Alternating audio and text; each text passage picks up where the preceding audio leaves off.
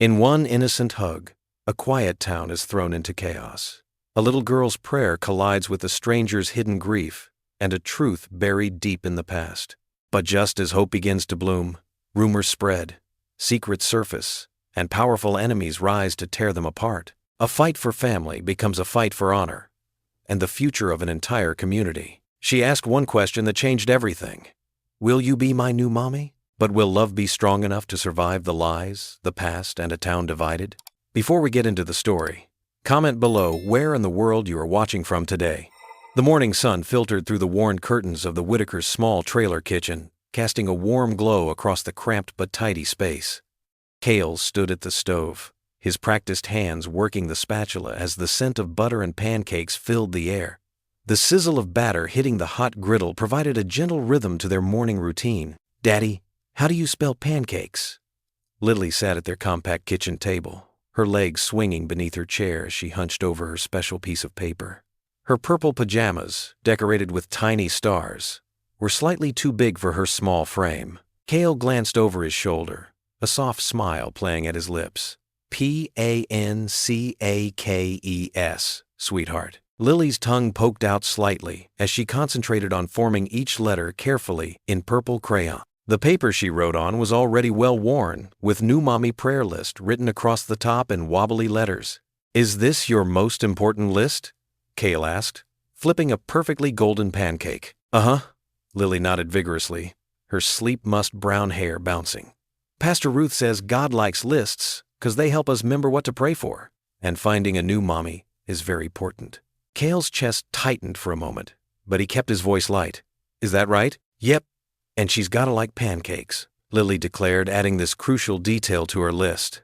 "You make the best pancakes in the whole wide world, Daddy, so my new mommy has to love them too." Cale turned back to the stove, grateful that Lily couldn't see the flash of pain that crossed his face. He focused on sliding another pancake onto the growing stack, trying to push away thoughts of empty chairs and quiet mornings.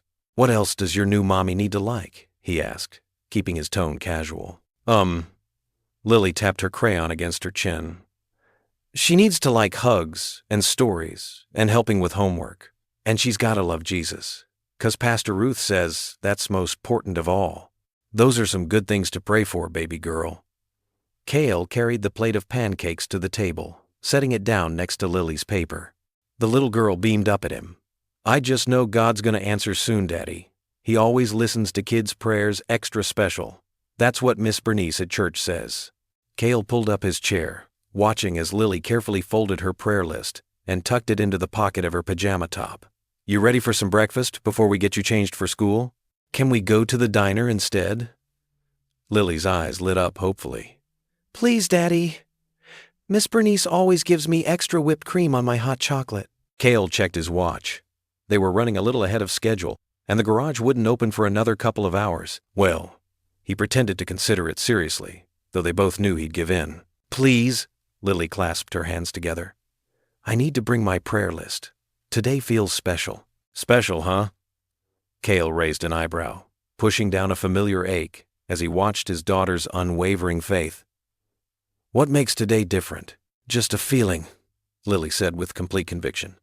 "Like when you know Christmas is coming, 'cause the air feels all sparkly." Cale couldn't help but chuckle. "All right, sunshine, go get dressed and we'll head to the diner." Lily jumped up from her chair with a squeal of delight, throwing her arms around his neck. "Thank you, Daddy! You're the best daddy in the whole universe!" As she scampered off to her room, Cale began clearing the untouched pancakes, wrapping them for later. The morning light caught the simple gold band he still wore on his left hand, and for a moment, he allowed himself to remember Sarah's laugh. The way she'd dance around this very kitchen with baby Lily in her arms. "Ready!" Lily's voice broke through his memories. She stood in the doorway, dressed in her favorite blue jumper and white shirt, her hair hastily brushed but still slightly tangled. The prayer list was clutched firmly in her hand. "Come here, let me fix your hair first." Cale grabbed her small brush from the bathroom, gently working out the knots while Lily stood patiently. "There, now you look perfect." "Like a princess?" Lily twirled, her jumper flaring out. "Even better like my Lily." Cale tapped her nose, making her giggle. "Got everything you need?" Lily patted her pocket where the prayer list was safely stored. "All set. God's gonna do something amazing today, Daddy. I just know it. Cale helped her into her light jacket, trying not to let his own doubts show on his face. He grabbed his keys and wallet, doing one last check of the trailer before they headed out. The morning air was crisp and clean as they stepped outside, hints of spring mixing with the lingering chill of winter.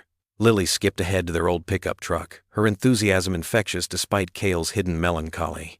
"Can I bring my list into the diner?" Lily asked as Cale helped her into her booster seat. "Of course you can, sweetheart." He secured her seatbelt, pressing a kiss to her forehead. "Just try not to get syrup on it this time." "I won't." Lily solemnly crossed her heart. "This is a very important list. God needs to be able to read it proper." As Cale climbed into the driver's seat, he caught sight of Lily in the rear-view mirror, carefully smoothing out her precious list and looking at it with complete certainty. Her unwavering faith both warmed and worried his heart. He never wanted that light in her eyes to dim, but he also knew how cruel disappointment could be.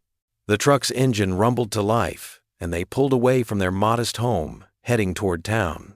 Lily hummed softly in the back seat, still clutching her prayer list, absolutely convinced that today would bring the answer to her heart's deepest wish. Bernice's diner hummed with its usual morning crow. The bell above the door chimed as Ava Rowland stepped inside, her tailored navy blazer and silk blouse standing out among the worn jean jackets and plaid shirts of the breakfast regulars. She paused, taking in the familiar small-town scene, checkered tablecloths, vinyl booths, and the comforting aroma of coffee and bacon.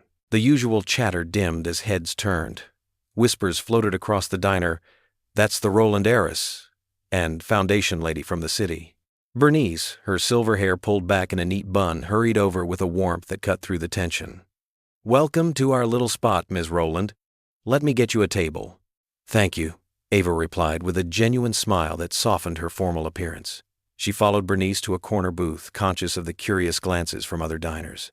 Across the room, Lily sat with her father in their usual booth, her prayer list spread out beside her chocolate milk. Her eyes lit up as she spotted Ava, something in the woman's gentle expression catching her attention. "Now, our coffee's nothing fancy," Bernice said, filling Ava's cup. "But it's made with love. That's the best kind," Ava responded, her shoulders relaxing slightly. At the Whitakers' table, Cale was focused on cutting Lily's pancakes into neat triangles. "Small bites, sweetheart," he reminded her, not noticing his daughter's growing fascination with their new visitor. "Daddy," Lily whispered, though her whisper carried in that way children's voices do. "She looks like an angel." "Who does, honey?" Cale asked, reaching for the syrup. But Lily was already sliding out of her seat, her little Mary Janes clicking against the linoleum floor. Cale glanced up just in time to see her darting between tables. "Lily, wait," he called, but she was on a mission. Ava had just opened her menu when she felt a small tap on her arm. She looked down to find a pair of bright eyes gazing up at her with complete certainty. "Hi," Lily said, clutching her crayon-covered paper. "I'm Lily Whitaker, and I'm 7. Ava's professional facade melted into a warm smile. "Well, hello there. Lily Whitaker, who's 7. I'm Ava." "I know," Lily nodded seriously. "You're the lady who helps people. Miss Bernice said so." "I try to," Ava replied, charmed by the child's directness. "Do you like pancakes?"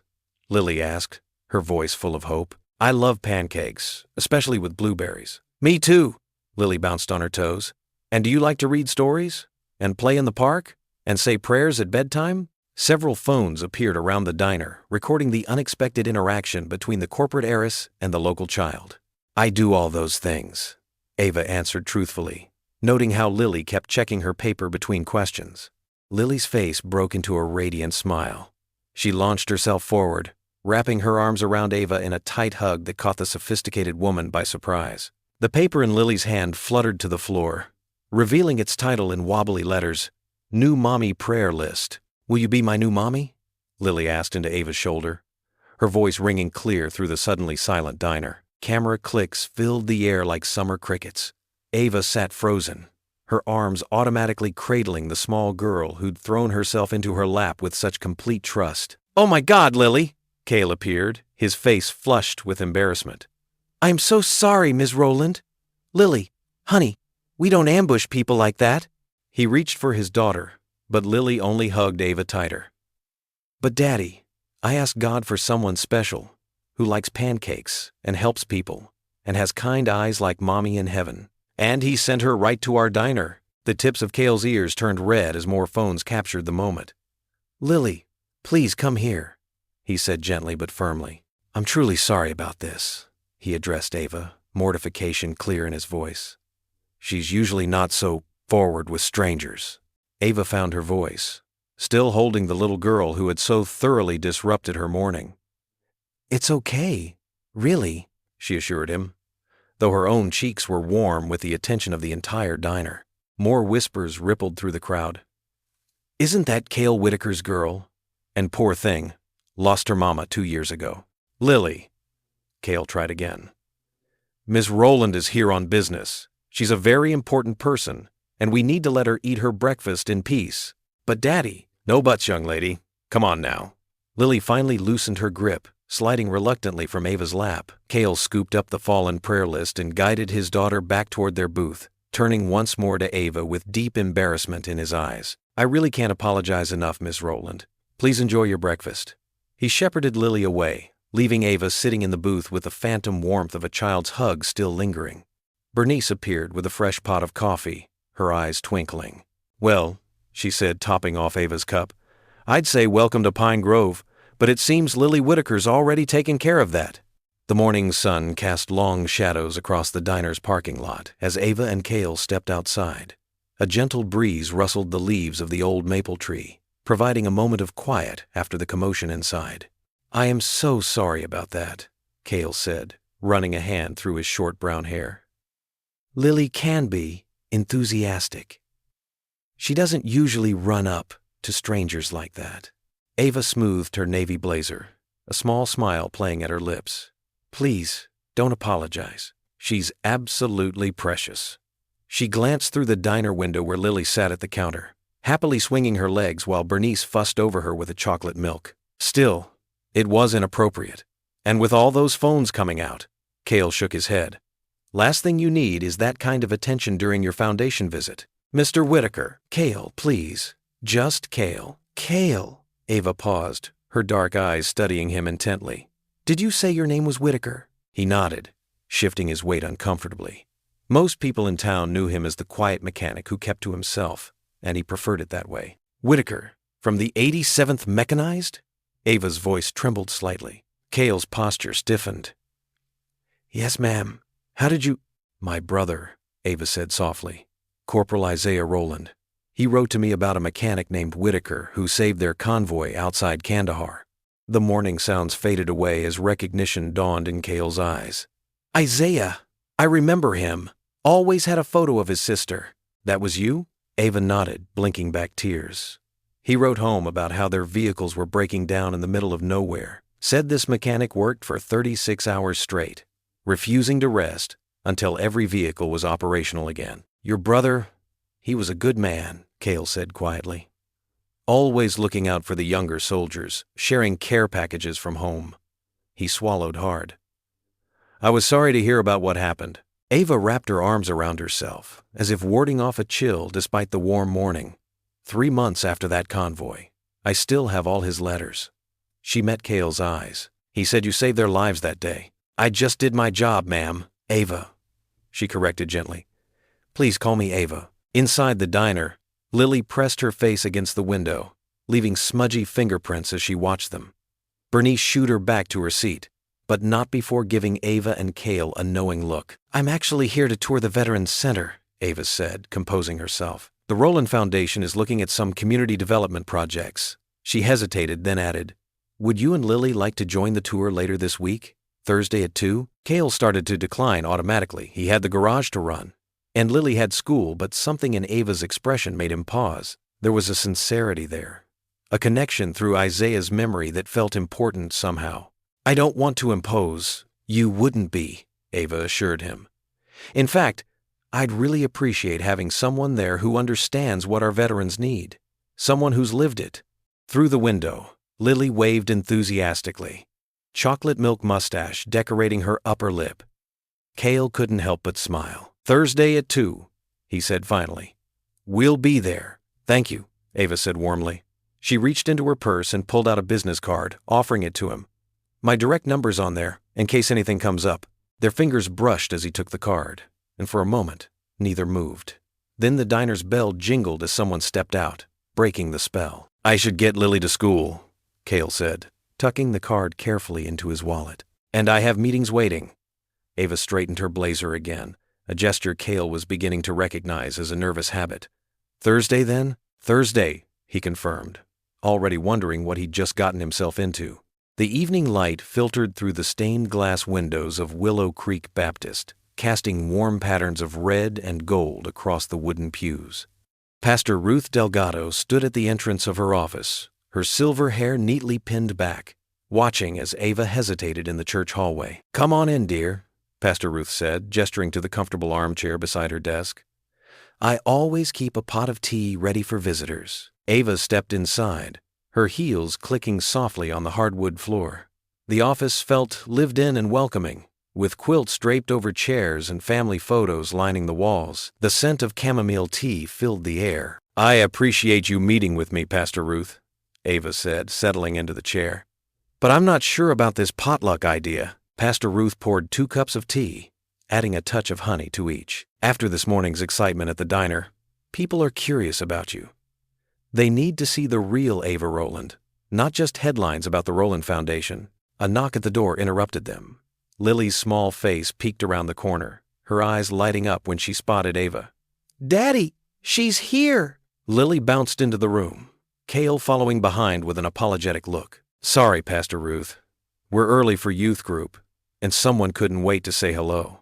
Cale placed his hands on Lily's shoulders, trying to contain her excitement. "Perfect timing," Pastor Ruth smiled. "I was just telling Ms. Rowland about our Wednesday night potluck." "Oh, please, come." Lily clasped her hands together. "Daddy makes the best mac and cheese, even better than the diners." Ava couldn't help but smile at Lily's enthusiasm. "Is that so?" "It's his secret recipe," Lily said proudly. "He puts extra cheese on top and makes it all crispy." Pastor Ruth set her teacup down. "You see, Ava, this is exactly what I mean. Our community gathers around food and fellowship. It's where real connections happen." Ava glanced at Cale, who was trying to maintain a neutral expression despite Lily's obvious matchmaking attempts. "I wouldn't want to impose." "Nonsense," Pastor Ruth said firmly. "Everyone brings a dish to share. It's how we welcome newcomers." "Please, please, please." Lily tugged at Ava's sleeve. "I can show you my Sunday school artwork." Cale cleared his throat. "Lily, remember what we talked about? Ms. Rowland might be busy with foundation work." "Actually," Ava found herself saying, "I'd love to come." The word surprised her, but Lily's joy made any hesitation worth it. "Wonderful." Pastor Ruth clapped her hands together. "Wednesday at 6. Don't worry about bringing anything fancy. Store-bought rolls are just fine." As they filed out of the office, Lily skipping ahead to her youth group meeting, Pastor Ruth caught Ava's arm gently. "You know, dear, sometimes God works in mysterious ways, even through the honest hearts of children." The following Wednesday evening, the church fellowship hall hummed with activity. Long tables lined with checkered cloths groaned under the weight of casseroles, pies, and slow cookers full of various dishes. The aroma of home cooking filled the air as church members filtered in, carrying their contributions. Ava arrived precisely at 6, holding a basket of fresh-baked rolls from the local bakery. She paused in the doorway, taking in the scene. Families clustered around tables, children darted between adults, and the general buzz of conversation created a warm atmosphere. "You came!" Lily's voice cut through the noise as she ran toward Ava, narrowly avoiding a collision with Mrs. Thompson and her famous potato salad. "Careful there, sweet pea," Cale called out, following behind with a large glass dish of mac and cheese. "I saved you a seat next to us." Lily grabbed Ava's free hand, pulling her toward a table near the window. "Look, I even made a name card for you." Sure enough, a piece of construction paper decorated with hearts and stars marked Ava's place between Lily and Cale. The careful crayon letters spelled out Miss Ava with several exclamation points. Throughout the meal, Ava found herself relaxing into the easy conversation around the table. Pastor Ruth had been right. There was something special about sharing a meal with others. She watched as Lily charmed everyone within reach, proudly announcing that Ava had tried 3 helpings of her daddy's mac and cheese. "It really is excellent," Ava admitted, making Cale duck his head with a modest smile. As people began clearing plates and moving toward the dessert table, Lily disappeared briefly, returning with her backpack. She pulled out a folded piece of paper, suddenly shy. "I made this for you," she whispered, sliding the paper across the table to Ava. Ava carefully unfolded the drawing. In bright crayon colors, 3 stick figures held hands under a smiling sun. Above them, in Lily's determined handwriting, were the words, "Me plus Daddy plus Ava equals family." Ava's throat tightened as she stared at the simple equation. She was aware of the quiet that had fallen over their corner of the room, of the gentle way Cale watched her reaction, of Pastor Ruth's knowing smile from across the hall. "Lily, Ava's voice wavered. She pulled the little girl close for a hug, blinking back tears. The sound of forks clinking against plates and quiet conversations resumed around them, but something had shifted. The suspicious glances that had followed Ava earlier in the evening had softened into warm smiles. She saw it in the way Mrs. Thompson offered her a slice of apple pie, in how Mr. Jenkins asked about her foundation's work with genuine interest, in the protective way Pastor Ruth steered gossips away from their table. In that moment, surrounded by the warmth of community and holding Lily's heartfelt drawing, Ava felt something she hadn't experienced since losing her brother: the feeling of belonging. Morning sunlight streamed through the floor-to-ceiling windows of Ava's hotel suite. She sat cross-legged on the plush armchair, her laptop balanced on the matching ottoman, surrounded by stacks of documents. Her usually perfect posture had given way to a slight slouch as she pored over project files. The suite's coffee maker hummed quietly in the background. A half-empty cup sat cooling on the side table, forgotten hours ago when Ava had started digging through the Roland Foundation's development plans. Something wasn't adding up. Ava reached for another folder, this one marked Veterans Center Renovation, Phase 1. Her fingers traced the edge of the paper as she read, her frown deepening with each page turn. The proposed renovation wasn't a renovation at all. "This can't be right," she muttered, pulling up the digital files on her laptop to cross-reference. Her dark eyes scanned quickly across the screen, searching for confirmation of what she'd found in the paper files. There it was, buried in the appendices of a massive document she'd signed months ago. The language was deliberately vague, couched in technical terms and legal jargon. But the meaning was clear. The Veterans Center would be demolished. In its place would rise luxury condominiums, with starting prices that would push out every current resident. Ava's hands began to shake. She grabbed her phone and pulled up the photos she'd taken yesterday during her tour. The faces of the veterans flashed across her screen: the elderly couple who'd met at the center 20 years ago, the young woman still adjusting to her prosthetic leg, the Vietnam vet who taught art therapy classes, those sneaky, underhanded. She couldn't even finish the sentence. The board had buried this plan in a stack of routine approvals, knowing she'd been overwhelmed with taking over after Isaiah's death. They'd used her own signature against her, against everything she and her brother had believed in. Standing abruptly, Ava began to pace the suite. Her bare feet sank into the thick carpet as she moved, her mind racing. The development permits were already filed with the city. Construction companies had been contracted. The board had planned everything, counting on her to be too distracted or too naive to notice until it was too late. She stopped at the window, looking out over the small town. From here, she could just make out the Veterans Center's red brick building, its American flag waving in the morning breeze. Isaiah had written to her about places like this during his deployment. Spaces where soldiers could find community, where they could heal. The memory of his words in those letters hit her hard. Ava pressed her palm against the cool glass of the window, fighting back tears. "Not this time," she whispered. "Not on my watch." Turning back to her laptop, she began typing furiously, pulling up every document related to the project. Her fingers flew across the keyboard as she searched for loopholes, for any way to stop this. A knock at the door interrupted her focus. "Room service," called a voice. "Leave it outside, please," Ava called back, not taking her eyes from the screen. She hadn't ordered anything, but she knew the hotel staff had standing instructions to bring her breakfast. Right now, food was the last thing on her mind. The more she dug, the worse it got. The board, led by Harrison Timmons, had been planning this for months. They'd waited until she was at her most vulnerable, drowning in grief and responsibility, to slip this past her. Ava's phone buzzed. A text from Cale appeared. "Lily wants to know if you're coming to her school play next week." The message made her chest tight. That little girl's hopeful face, So much trust in her eyes. The veterans at the center, believing in the Rowland Foundation's promises. They all trusted her to do the right thing.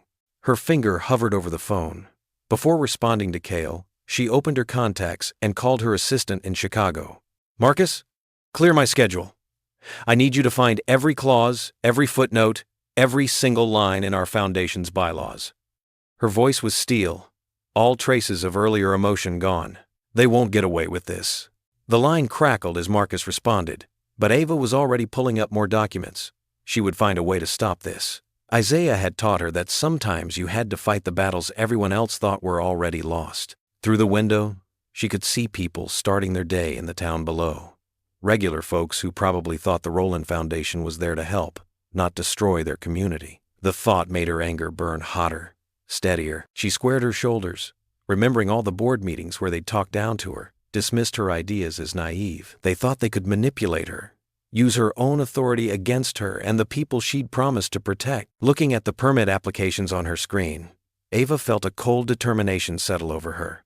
They had no idea who they were dealing with. She hadn't spent years learning every aspect of her family's business to be outmaneuvered by a group of old men who saw dollar signs instead of people. Marcus? She was still on the line with her assistant. I need you to start immediately. Find me every clause. She ended the call, her resolve hardening as she looked at the Veterans Center through the window one more time. These were her brother's people. Her people now, too, and she would not let them down. The fluorescent lights of Whitaker's Auto Repair cast harsh shadows across the concrete floor. Tools clinked against metal as Cale worked under the hood of Mrs. Peterson's ancient Buick, trying to coax a few more miles out of its tired engine. The clock on the wall read 9:45 p.m., well past closing time. In the corner of the garage, Lily was curled up on a worn army cot, her favorite purple blanket tucked around her small frame. Her inhaler sat on the metal toolbox beside her, always within reach. She'd fallen asleep watching cartoons on the small TV mounted near the office door, the volume turned low. The sharp rap of knuckles against glass made Cale look up. Pastor Ruth stood at the side entrance, holding a covered casserole dish and wearing that knowing smile of hers. He wiped his hands on a shop rag and went to let her in. You're working too late again, son, she said, stepping inside. The smell of chicken pot pie filled the garage, and that little angel should be in her own bed. Cale ran a hand through his hair, leaving a streak of grease. Had to finish Mrs. Peterson's car. She needs it for work tomorrow. Pastor Ruth set the dish on his workbench. And yesterday it was Mr. Thompson's truck. And the day before that, the Martinez family's van. She fixed him with a gentle but firm look. You can't hide in here forever, Caleb. I'm not hiding, he protested, but his voice lacked conviction. I've got bills to pay. You've got people who care about you, too. Pastor Ruth pulled 2 paper plates from her bag. Sit. Eat. Talk to me. Cale glanced at Lily, still sleeping soundly. I should get her home. She's fine for now. That girl could sleep through a tornado. Pastor Ruth started dishing out the pot pie. Tell me what's really keeping you here so late. The rich aroma made Cale's stomach growl, reminding him he'd skipped dinner. He pulled up a shop stool and accepted the plate. Just trying to keep busy, I guess. Because being busy means you don't have to think about Ava Rowland? Cale nearly choked on his first bite. Pastor, don't pastor me, young man. I've known you since you were knee-high to a grasshopper. She sat across from him, her eyes kind but determined. I saw how you looked at her at the diner, and how she looked at you. It's complicated, Cale mumbled. Life usually is. Doesn't mean we should run from it. From the cot, Lily stirred slightly, murmuring in her sleep. Cale watched his daughter, his heart aching with familiar worry. I've got to think about Lily first. She's already got her heart set on. He couldn't finish the sentence. On having Ava for a mother? Pastor Ruth finished softly. Maybe that's not such a bad thing. You saw those reporters at the diner. The whispers. Someone like Ava Rowland doesn't belong in our world. Now that's pride talking. Pastor Ruth's voice turned stern. Who are we to decide where anyone belongs? God has his own ways of bringing people together. Cale pushed his food around the plate. I just don't want Lily getting hurt. Or getting her hopes up for something that can't happen. Can't? Or shouldn't? Pastor Ruth leaned forward. You've been carrying the weight of being both mother and father to that child for 7 years. Maybe it's time to let someone else help shoulder that burden. I manage fine, Cale insisted. Managing isn't the same as living, son. And it sure isn't the same as loving. Before Cale could respond, Lily's voice drifted from the cot, soft and drowsy. Daddy? He was at her side in an instant. Hey, sweetheart. Ready to head home? Lily blinked up at him, her eyes heavy with sleep. I had a dream about Ava, she said. She was making pancakes with us. Cale's throat tightened. That so? Lily nodded, clutching her blanket. Daddy, she whispered, I think Ava might be the mommy God picked. Pastor Ruth's quiet intake of breath seemed loud in the sudden silence.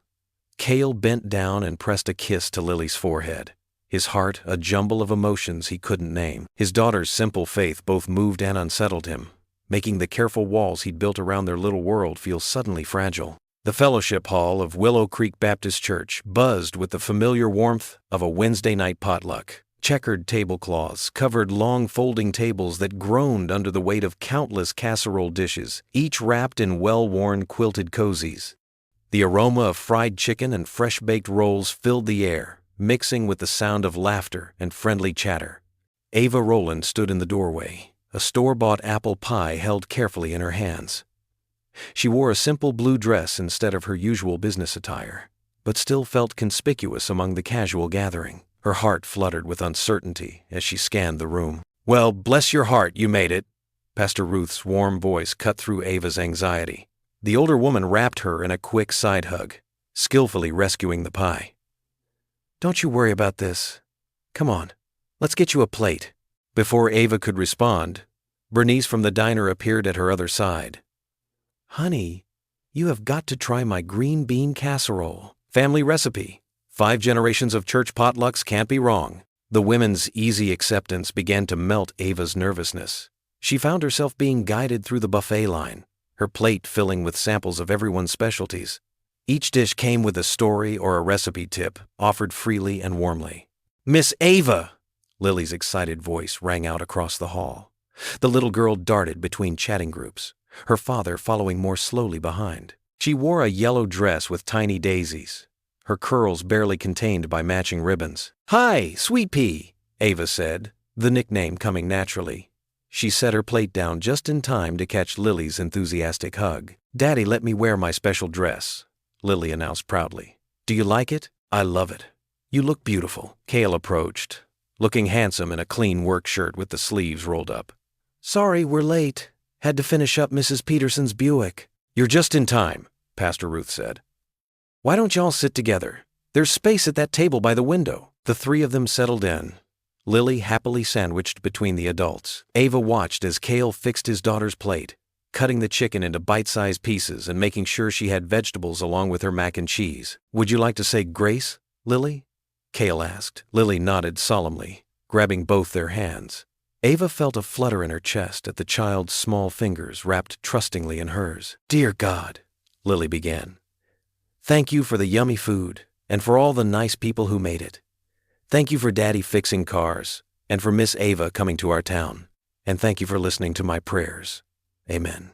Amen, Ava echoed softly, catching Cale's eye across the table.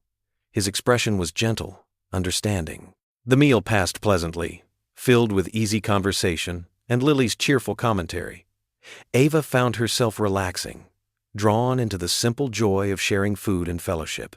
Church members stopped by their table to chat, each interaction feeling more natural than the last. As people began clearing plates and bringing out desserts, Lily suddenly scrambled down from her chair. Wait here, she instructed, then darted off toward a cluster of children near the craft table. Should I be worried?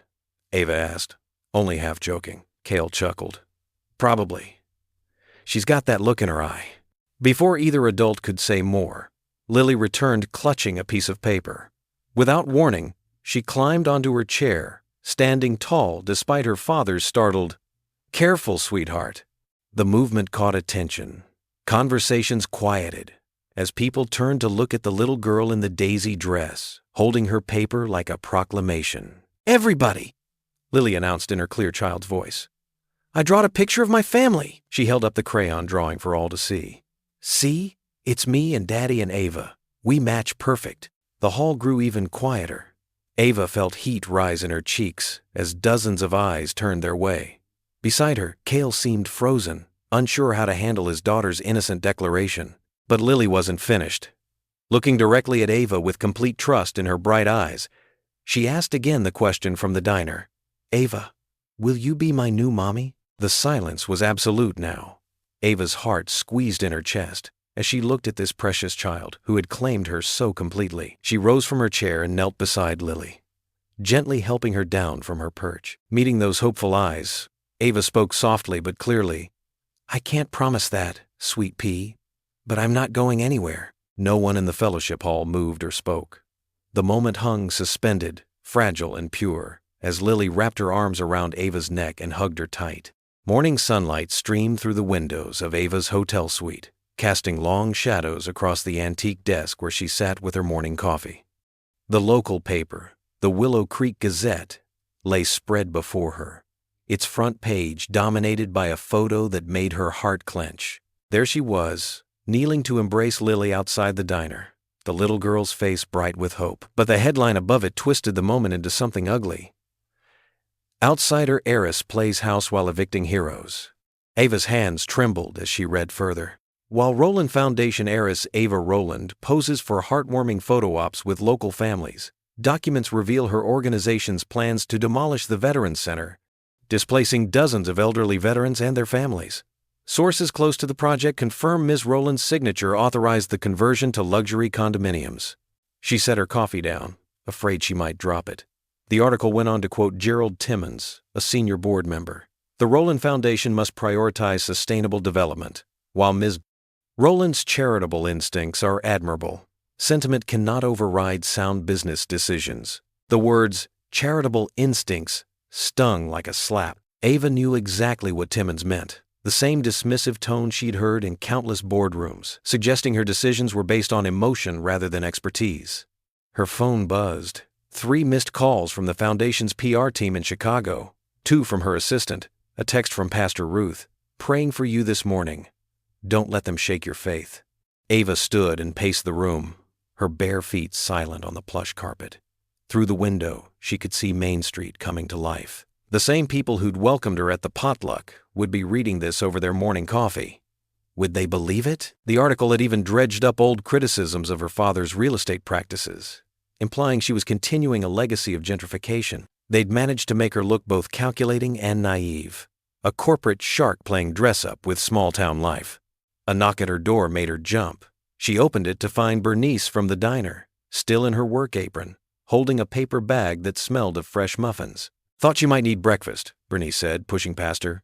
"And company. Have you seen it?" Ava asked. "Honey, everybody's seen it. That's why I'm here." Bernice set the bag down and pulled out 2 blueberry muffins. "But some of us remember when your daddy's foundation built the Veterans Center in the first place. Isaiah would have never stood for this nonsense." The mention of her brother made Ava's throat tight. "I didn't know about the demolition plans, Bernice. My signature was buried in other documents. They used me." "Well then."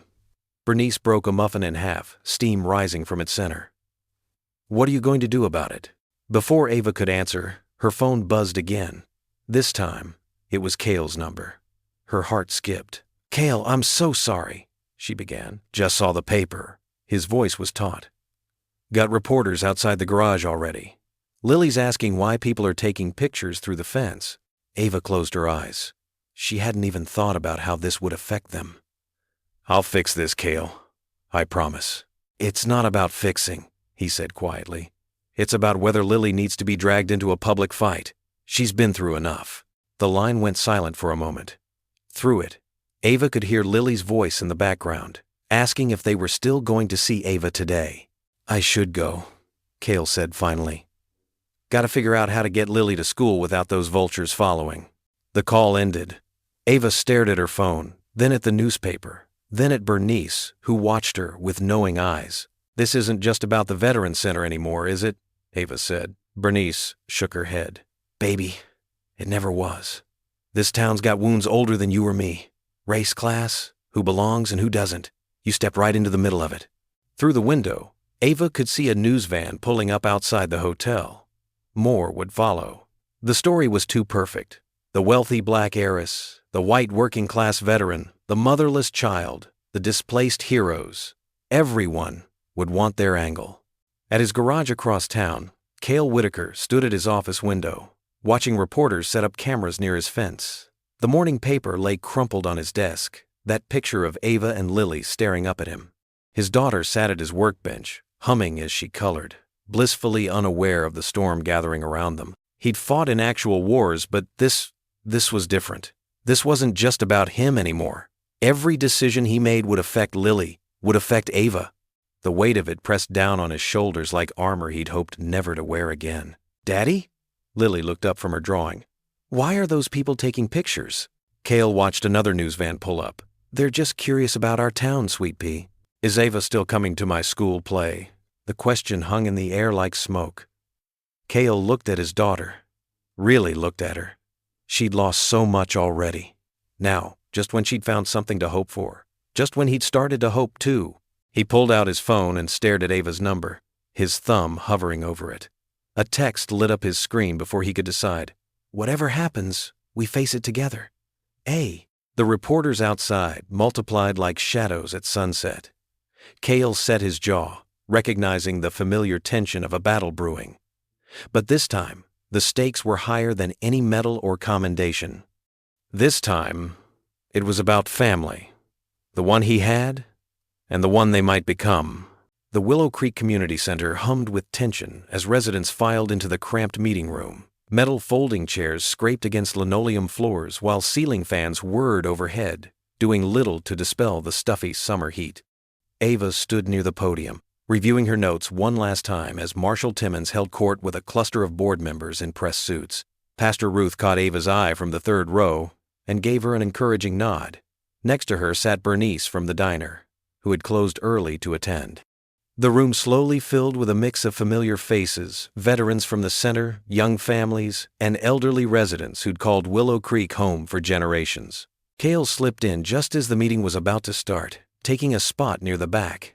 He wore clean work clothes, his chin freshly shaved, but his eyes carried the weight of a long day at the garage. Lily wasn't with him, probably at home with a sitter, Ava thought, given the late hour. Mayor Jenkins called the meeting to order with 3 sharp raps of his gavel.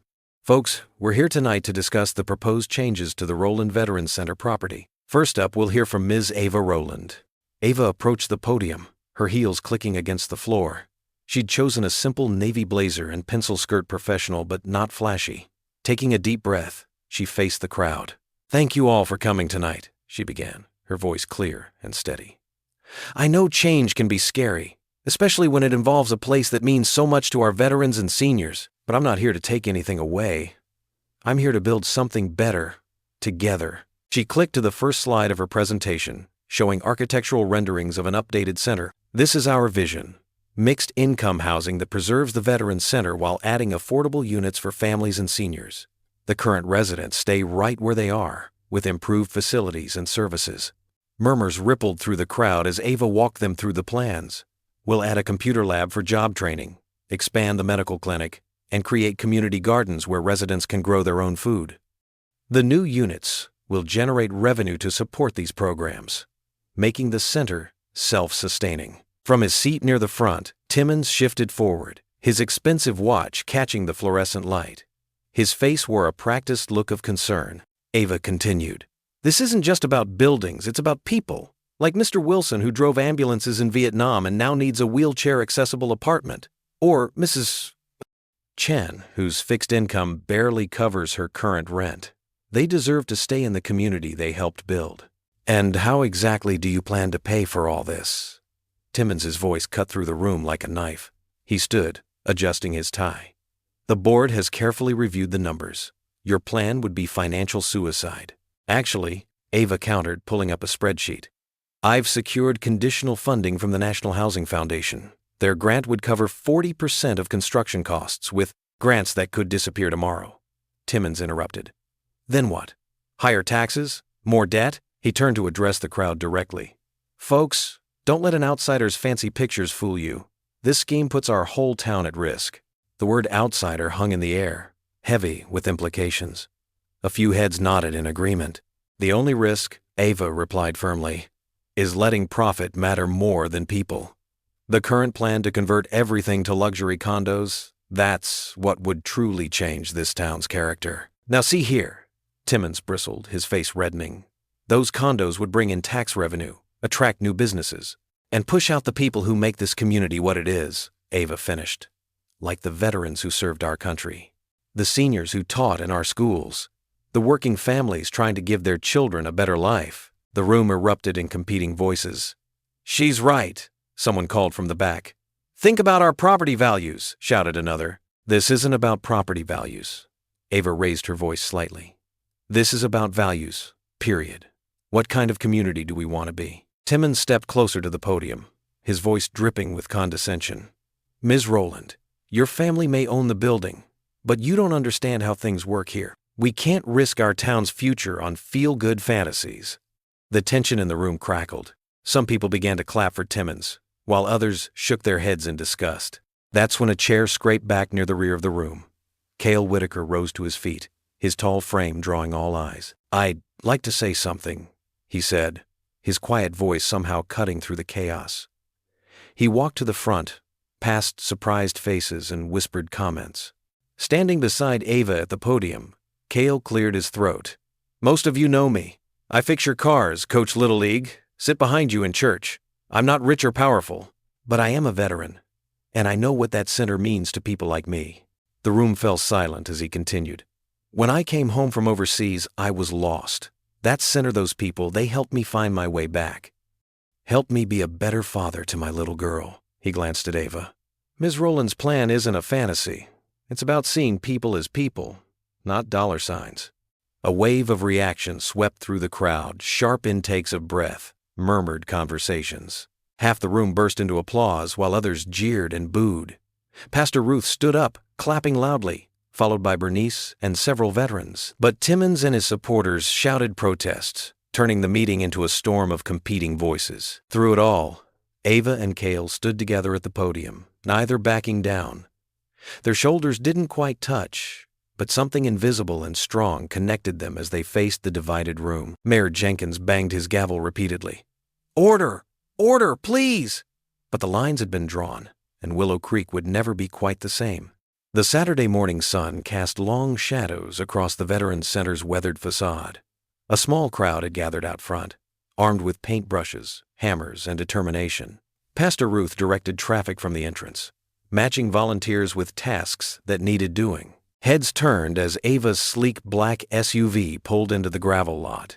But instead of her usual tailored business attire, she stepped out wearing faded blue jeans, a simple white t-shirt, and work boots. Her hair was pulled back in a practical ponytail. "Well, I'll be," Bernice whispered to her quilting circle friends. "Our city girl's gone country." Lily, who had been helping her daddy unload paint cans from his truck, sprinted over. "Ava! You came!" She wrapped her arms around Ava's waist, leaving tiny handprints of pale blue paint on her jeans. "Oh, sweetie, I'm sorry about your clothes," Cale called out, jogging over with a rag in hand. Ava laughed, a real belly laugh that made her eyes crinkle. "These old things, that's what they're for." She knelt down to Lily's level. "Now, where do you think we should start painting?" The little girl's face lit up. "The kids' room. It's all boring and white now. Can we make it pretty colors?" "I brought some sample patches," Pastor Ruth chimed in, walking over with a fan of paint chips. "The children's ministry picked some cheerful ones." Inside, the community room buzzed with activity. Local handymen repaired loose floorboards, while the quilting circle cleaned windows until they sparkled.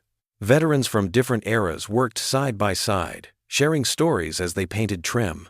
Ava and Lily claimed a corner of the children's room, carefully taping off baseboards. Lily chattered away about her favorite colors and what shapes they should paint on the walls.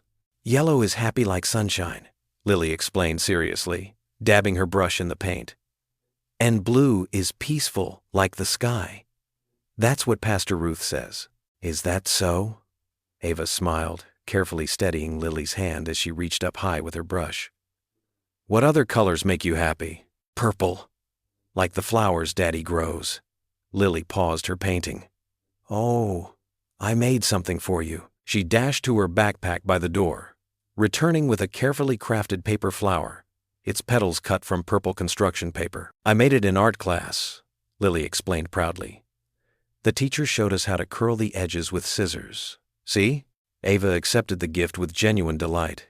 It's beautiful, sweetheart. Thank you. She tucked the flower carefully into her ponytail, making Lily beam. Throughout the morning, Ava noticed how naturally Cale moved through the crowd, checking in on elderly volunteers, showing teenagers the proper way to sand wood, always ready with a kind word or helping hand. His quiet strength drew people to him like a magnet. At lunchtime, Bernice and her crew laid out a potluck feast on folding tables in the shade. Fried chicken, potato salad, and sweet tea appeared as if by magic. Volunteers gathered in clusters, sharing food and conversation. Ava found herself sandwiched between Lily and Mrs. Martinez from the quilting circle, trading stories and laughing at Lily's enthusiastic description of their morning's work. You've got paint in your eyebrow, dear, Mrs. Martinez said kindly, passing Ava a napkin. The afternoon brought cooler temperatures and fresh energy. Cale worked nearby as Ava and Lily finished their wall, close enough that she could hear him humming old country songs under his breath. Every so often their eyes would meet, and they'd share a quick smile before looking away. As the sun began to set, Pastor Ruth called an end to the day's work. Volunteers packed up tools and admired their progress. The center already looked brighter, more loved. Daddy, can Ava come sit on our porch swing? Lily asked as they carried empty paint cans to the recycling bin. Please, I want to show her how the fireflies come out. Cale glanced at Ava. Only if she'd like to. I'd love to, Ava said softly. Later, as twilight painted the sky in purples and blues, Ava and Cale sat on his front porch swing, glasses of sweet tea sweating in their hands. Lily had finally worn herself out and fallen asleep inside. Clutching her inhaler and prayer list, the gentle creak of the swing's chains provided peaceful background music to their conversation. They talked about the day's work, about Lily's artistic vision for the children's room, about nothing and everything. I still can't believe you showed up in work clothes, Cale chuckled, taking a sip of tea. Did you think I was born in business suits? Ava's eyes sparkled with amusement. My brother and I used to help our grandfather with his rental properties every summer.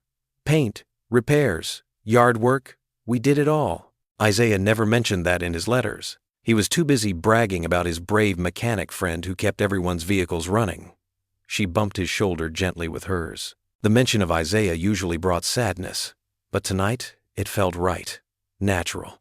They sat in comfortable silence for a moment, watching fireflies dance in the gathering dusk. Cale's laugh broke the quiet. You've still got paint in your eyebrow. What? I thought I got it all. Ava reached up self-consciously. Here, he said softly, reaching over to brush it away with his thumb. The touch lingered for just a moment before they both pulled back, suddenly shy. But their laughter came easily again, floating out into the warm evening air. For these precious minutes on the porch swing, they could pretend the rest of the world didn't exist. No board meetings, no custody concerns, no small-town whispers. Just the peaceful rhythm of the swing, the sweet tea, and each other's company. The afternoon sun streamed through the church basement windows, casting a warm glow over the circle of women gathered around their quilting frames. The familiar click of needles and soft murmur of conversation filled the air. Bernice sat next to Ava, who held a square of fabric with uncertain hands. Now, honey, don't look so scared of that needle, Bernice said, her eyes twinkling. It's just like writing your name, but with thread instead of ink. Ava smiled nervously, smoothing the cream-colored fabric across her lap. I haven't done anything like this since home economics class. On the table beside her lay her brother Isaiah's dog tags, carefully polished. Here, watch me first. Bernice demonstrated the basic stitch, her weathered hands moving with practiced grace. In and out, just like that. Keep your stitches small and even. Ava tried to mimic the motion, her first few stitches coming out crooked. Lily, perched on a chair nearby, giggled. Miss Ava, yours look like my zigzag drawings. They sure do. Ava laughed, relaxing a little. She started over, concentrating hard on each stitch. Mrs. Jenkins, the eldest of the quilting circle, leaned forward to get a better look at the dog tags. Those were your brothers? Yes, Ava said softly. Isaiah wore them his entire tour. She traced the embossed letters with her finger. I'd like to incorporate them into my square, if that's allowed. Child, this quilt tells our stories, Bernice said, And Isaiah's story is part of this town's heart. She patted Ava's hand. We'll help you create something beautiful to honor him. The other women nodded in agreement. Mrs. Peterson pulled out some metallic thread that would complement the steel tags. Mrs. Jenkins offered a piece of star-patterned fabric from her personal collection. As the afternoon wore on, the women shared stories of their own loved ones who had served. Mrs. Thompson spoke of her husband's time in Vietnam. Mrs. Thompson spoke. Jenkins recalled writing letters to her son during Desert Storm. Ava's hands grew more confident with each stitch. She worked the dog tags into the center of her square, surrounding them with careful lines of silver thread that radiated outward like sunbeams. You're a natural, Bernice observed, watching Ava's progress. Sometimes the needle knows what the heart needs to say. Lily bounced between the women, collecting scraps of fabric for her own little project. She'd settled on the floor with her crayons, drawing pictures of each lady in the circle. Miss Bernice, you're wearing your sparkly brooch today. Lily held up her drawing proudly. So I am, sugar, Bernice chuckled. You've got quite an eye for detail. The afternoon light began to soften, and the smell of coffee wafted down from the church kitchen. Mrs. Peterson passed around a plate of snickerdoodles she'd baked that morning. These remind me of Isaiah, Ava said, accepting a cookie. He used to steal them straight from our grandmother's cooling rack. Tell us more about him, Mrs. Jenkins encouraged, settling back in her chair. Ava spoke of her brother's infectious laugh, his love of basketball, how he'd send her silly selfies from his base, wearing his helmet askew. The women listened, nodding and smiling, occasionally wiping away tears. He would have loved this, Ava said, looking around the circle. All of you, this town, everything it stands for. He's here with us, Bernice said firmly. Right there in every stitch you make. The door to the basement creaked open, and footsteps sounded on the stairs. Cale appeared, still in his work clothes from the garage. Daddy! Lily jumped up, scattering her crayons. Look what I drew. But Cale had paused on the bottom step, taking in the scene before him. Ava sat surrounded by the town's matriarchs, her head thrown back in laughter at something Mrs. Peterson had just said. Her square lay in her lap, Isaiah's dog tags catching the late afternoon light. The women who had once viewed her with suspicion now leaned in close, sharing confidences and cookies. Bernice had her arm draped across the back of Ava's chair in a gesture of casual affection. Something shifted in Cale's expression as he watched, a softening around his eyes, a slight lift at the corners of his mouth. Here was Ava, finding her place among them, welcomed into the heart of their community. The morning sunlight filtered through the stained glass windows of Willow Creek Baptist, painting rainbow patterns across the wooden pews. The air hummed with the soft rustling of Sunday best clothes and whispered greetings. Ava sat between Cale and Lily, her cream silk blouse a stark contrast to their simple pressed cotton. Lily leaned against Ava's arm, her small hand tracing the hymnal's gold-edged pages. The child's presence felt as natural as breathing now, a comfort Ava hadn't known she needed. Cale's shoulder brushed against hers as he helped Lily find the right page, and that simple touch sent warmth spreading through her chest. Pastor Ruth stepped up to the pulpit, her silver hair catching the light. Today, she announced, her voice carrying to every corner, our choir has prepared something special, a reminder that God's table has room for all His children. The piano's first notes filled the sanctuary. The choir, dressed in royal blue robes, rose as one. Mrs. Jenkins, her weathered hands raised in conductor's position, gave the downbeat. There's room at the table for everyone. The voices lifted in harmony. No matter where you've been, no matter what you've done. Ava's throat tightened. She felt Cale's eyes on her, gentle and understanding. The words wrapped around her heart like a warm embrace, speaking to all the times she'd felt like an outsider in her own hometown. Come as you are, broken and scarred. Love's gonna meet you there. Lily swayed to the music, her small voice joining in on the chorus she'd clearly learned in Sunday school. The sight of her, so innocent, so accepting, made Ava's eyes blur with tears. You're not alone. You're right at home. God's got a place prepared. A tissue appeared in Ava's lap, offered discreetly by Cale's rough, capable hand. Their fingers brushed as she took it, and neither pulled away for a long moment.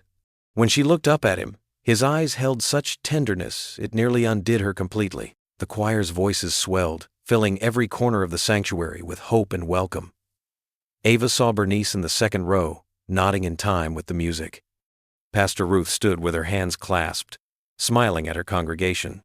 Even Mr. Timmons, sitting stiffly near the back, seemed touched by the message. As the final notes faded, Lily tugged at Ava's sleeve. "That's like your drawing," she whispered. "The one with everybody at the big table in the new building." Ava squeezed the little girl's hand, amazed at her perception. The plans she'd drawn up for the Veterans Center included a community dining room, a place where everyone, regardless of background or circumstance, could gather and belong. Pastor Ruth's sermon that followed spoke of bridges built and walls torn down, of communities strengthened through acceptance rather than division. Ava felt each word resonate with her mission, her vision for what this town could become. When the service ended, people lingered in the aisles, sharing handshakes and hugs. Lily darted off to show her Sunday school drawing to Bernice, leaving Ava and Cale standing together in the warm morning light. "Walk with me?" Cale asked softly, nodding toward the church's massive oak tree. They stepped out into the September morning, the air crisp and sweet with early autumn. The oak's branches spread wide above them, creating a cathedral of leaves that rustled in the gentle breeze. Cale stopped beneath the shade, turning to face her. His eyes held that same tenderness from earlier, but now there was something more, a quiet determination that made Ava's heart skip. "You know," he said, his voice low and honest, "watching you with Lily in there, seeing how you love this community, even when some folks make it hard." He paused, searching for words. "You're something special, Ava Rowland." She felt the blush rise in her cheeks but held his gaze. "This place is special," she whispered. "You and Lily are special." He stepped closer, one hand rising to brush her cheek. The touch was feather light, giving her every chance to pull away. Instead, she leaned into it, her eyes fluttering closed. His kiss, when it came, was gentle as a prayer, sweet and tentative, full of unspoken promises. His hand cradled her face like she was something precious, something to be cherished. The moment held them there, suspended in time beneath the oak's protective canopy. In that kiss was every possibility, of family, of belonging, of a future built on love and trust rather than division and fear.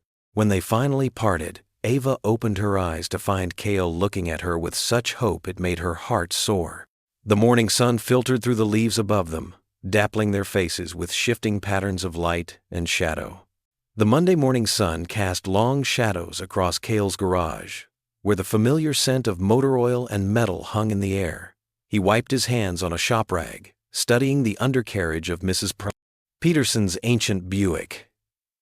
The routine work usually brought him peace, but today felt different. Through the open bay door, he caught fragments of conversation from two regulars at the coffee shop next door.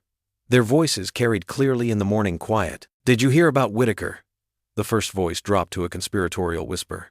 "He wasn't honorably discharged, you know." Cale's wrench slipped, clanging against the concrete floor. His hands trembled as he picked it up, memories of sand and smoke threatening to overwhelm him. "My cousin works at the VA," the second voice added. "Says there's more to the story than he lets on." The fluorescent light suddenly seemed too bright, too harsh. Cale forced himself to breathe slowly, the way his therapist had taught him.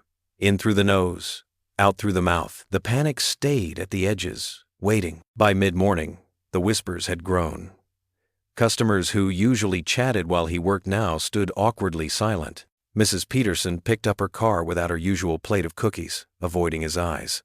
Micah, his old Army buddy who worked part-time at the garage, arrived for his shift and immediately sensed something was wrong. "You okay, brother?" "They're talking about the discharge," Cale said quietly, focusing on adjusting a timing belt.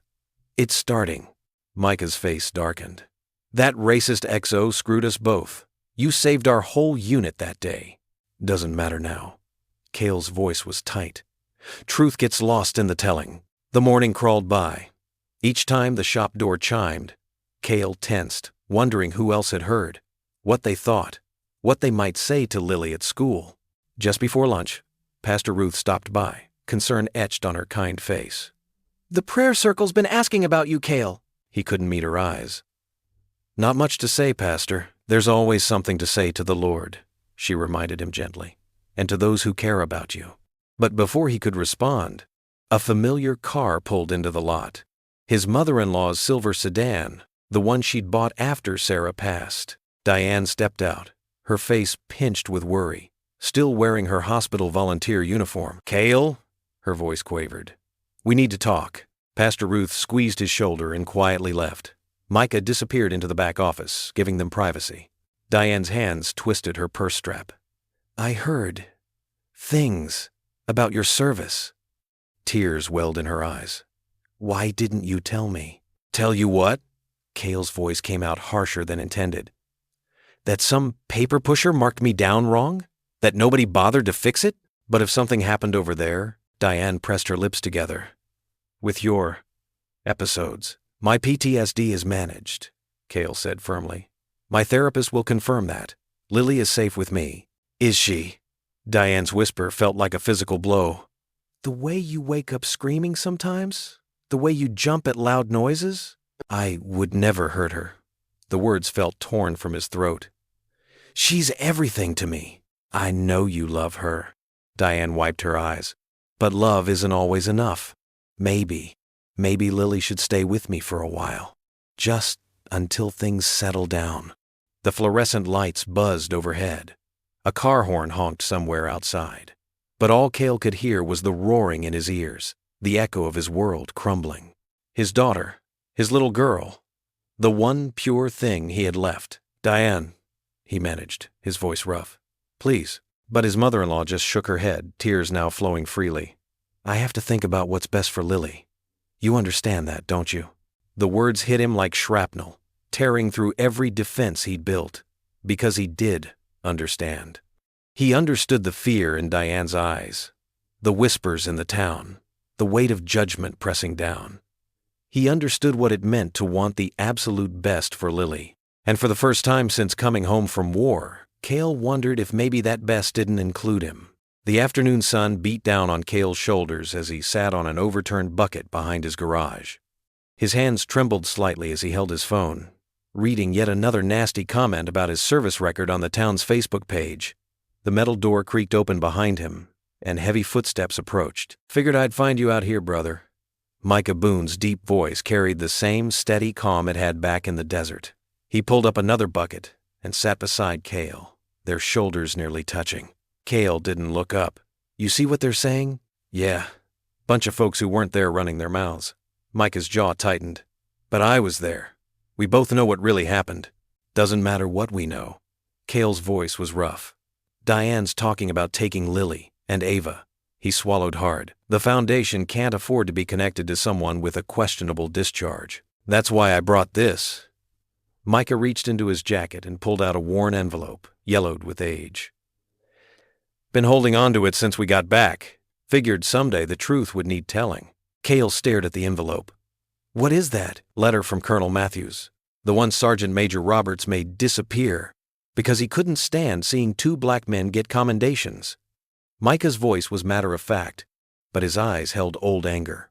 "Remember that convoy ambush outside Kandahar?" "How could I forget?" Cale's hands clenched. 3 vehicles disabled. We were sitting ducks. Until you got that lead Humvee running again. Under fire. Saved 16 lives that day, including Isaiah Rowland's." Micah handed him the letter.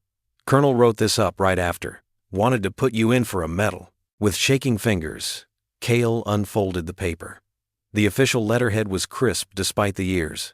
The words still clear. Specialist Caleb Whitaker demonstrated exceptional valor under direct enemy fire.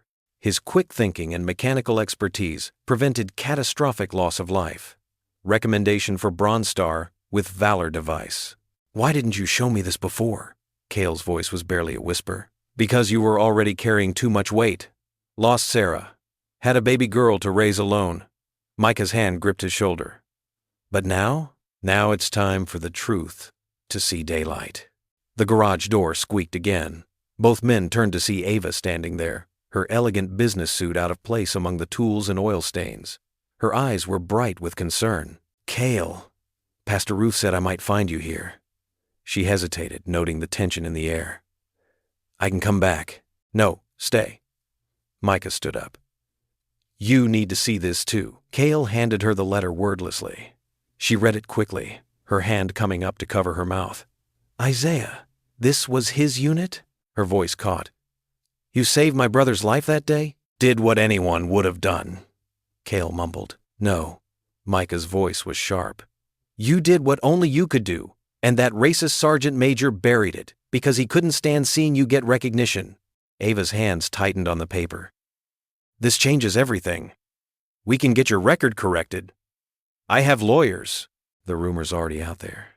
Cale stood up, pacing. People are already looking at me different, whispering when Lily and I walk by. Then we'll speak louder than the whispers. Ava stepped closer, her eyes fierce. You fought for this country. You saved lives, including my brother's. I won't let them tear you down with lies. The Foundation can handle itself. I'm not backing down. She reached for his hand, her fingers warm and strong against his. We fight this together, all of us. Micah nodded firmly. Your battle buddy's got your six, always has. Cale looked down at their joined hands, then at the letter that told the truth he'd carried silently for so long. Around them, the afternoon light was fading, but the shadows felt a little less heavy. Relief flickered in his chest, small, but real. The sound of a car door slamming in the front lot made them all turn. Voices drifted around the building, carrying fragments of the same old rumors, spreading like wildfire through their small town. Ava's grip on his hand tightened. Together, she repeated softly. Whatever comes next. The morning dawned gray and heavy as protesters gathered outside the Veterans Center. Signs bobbed above the crowd. Save our heroes home and people over profit. Ava stood at the front, her normally pristine blazer wrinkled from a sleepless night. Beside her, Cale held Lily's hand tight, his jaw set with determination. They can't start demolition today, Ava said, her voice firm despite her exhaustion. The permits aren't finalized, but the rumble of heavy machinery cut through the morning air. 2 yellow bulldozers rolled toward the center's aging parking lot, followed by a dump truck. The crowd's murmurs grew louder. Lily tugged at her father's sleeve. Daddy, why are there trucks? Before Cale could answer, Timmons emerged from a black SUV, clipboard in hand. He strode toward the construction foreman, pointedly ignoring the protesters. This is just preliminary site clearing, he announced loudly. Completely within our legal rights. The bulldozers revved their engines. Pastor Ruth stepped forward, her Bible clutched to her chest. Mr. Timmons, please. These veterans need more time to... The first bulldozer lurched forward, its metal blade scraping against concrete. A cloud of dust billowed up, thick and choking. The crowd backed away, covering their faces. Stop this! Ava moved toward Timmons, but Cale caught her arm. The dust, he said urgently, turning to look for Lily. She stood a few feet away, coughing into her sleeve. The second bulldozer began breaking up an old concrete planter. More dust filled the air, carrying decades of dirt and debris. The protesters retreated further, but their voices grew louder, angry shouts mixing with the machinery's roar. Lily's coughing intensified. Cale reached for her, alarm shooting through him when he saw her face. Her eyes were wide with panic, her breathing coming in sharp, wheezing gasps. Her inhaler, he patted his pockets frantically. No, it's in my purse, Ava said quickly, digging through her bag. She pulled out the blue inhaler they'd gotten just last week. But as Lily tried to use it, her hands shaking, her breathing only grew worse. It's not working, Cale's voice cracked. The dust swirled around them, thick and suffocating. Lily's wheezing turned to desperate gasps. We need to get her out of here, Ava said, already pulling out her car keys. Now. Cale scooped Lily into his arms. Her small body shuddered with each attempted breath, her lips taking on a bluish tinge. The crowd parted as they rushed through, Pastor Ruth's voice rising in prayer behind them. Ava's car was parked a block away. Each step felt like an eternity as Lily struggled for air in Cale's arms. He could feel her heart racing against his chest, her fingers clutching weakly at his shirt. Stay with me, baby, he whispered. Just keep breathing. Please, baby, keep breathing. Ava had the car door open before they reached it. Cale slid into the back seat with Lily, still holding her upright as Ava jumped behind the wheel. The engine roared to life. County General, Cale's voice shook. It's closest. Ava navigated through the streets with precise urgency, running yellows, taking corners fast but smooth. In the back seat, Lily's breathing grew more labored. Cale tried the inhaler again, but it didn't help. Almost there, Ava said, her knuckles white on the steering wheel. Hold on, sweet pea. They screeched to a stop at the emergency entrance. Ava was out first, running inside as Cale carefully lifted Lily from the car. Her eyes were starting to drift closed. "No, no, stay awake," Cale begged. "Look at Daddy, baby! Please look at Daddy!" A team of nurses rushed out with a gurney. They took Lily from his arms, already attaching monitors and calling out medical terms he couldn't process. An oxygen mask covered her small face as they wheeled her through the automatic doors. Cale stood frozen in the ambulance bay, his arms empty. Ava's hand found his, squeezing tight, but he barely felt it. All he could see was Lily's terrified face as she struggled to breathe. All he could feel was the weight of her in his arms, getting heavier as her strength faded. "I forgot her inhaler," he whispered. "I knew about the construction. I knew there'd be dust, and I forgot her inhaler." "You didn't forget," Ava said softly. "It was in my purse. We had it." "It didn't work," his voice cracked. "I couldn't help her. I couldn't. I can't." The facade he'd maintained through all the rumors, all the accusations, finally crumbled. His knees gave out and he sank to the concrete, tears streaming down his face. Ava knelt beside him, her arms wrapping around his shaking shoulders. "What kind of father am I?" he choked out. "I can't protect her. I can't give her a stable home. I can't even keep her safe at a damn protest. And you." He pulled away from Ava's embrace. "You've done everything for us, and I've just brought chaos into your life. They're right about me. I'm not good enough. Not for Lily, not for you." The emergency room's fluorescent lights cast harsh shadows across the waiting area. Cale sat with his head in his hands, his shoulders tense with worry. Ava paced nearby, her heels clicking a steady rhythm on the linoleum floor.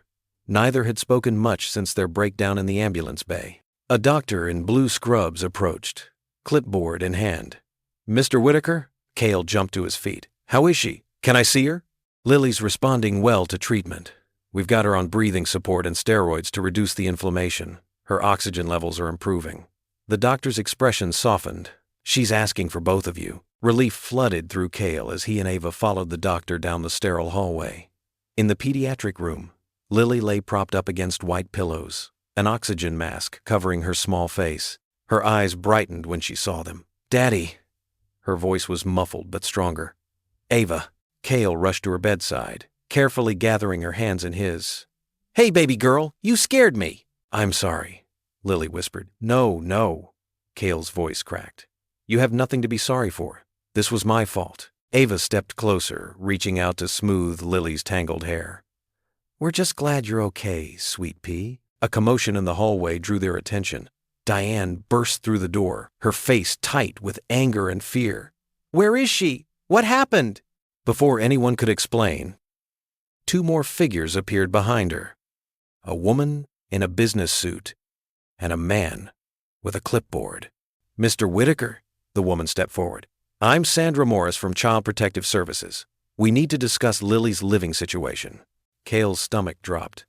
"What?" "Mrs. Whitaker has filed for temporary emergency custody," Sandra explained, her voice professionally detached. "Given today's incident and other concerns that have been raised about stability and safety." "This is ridiculous," Ava interjected. "It was an asthma attack. Cale is an excellent father." Diane's eyes flashed.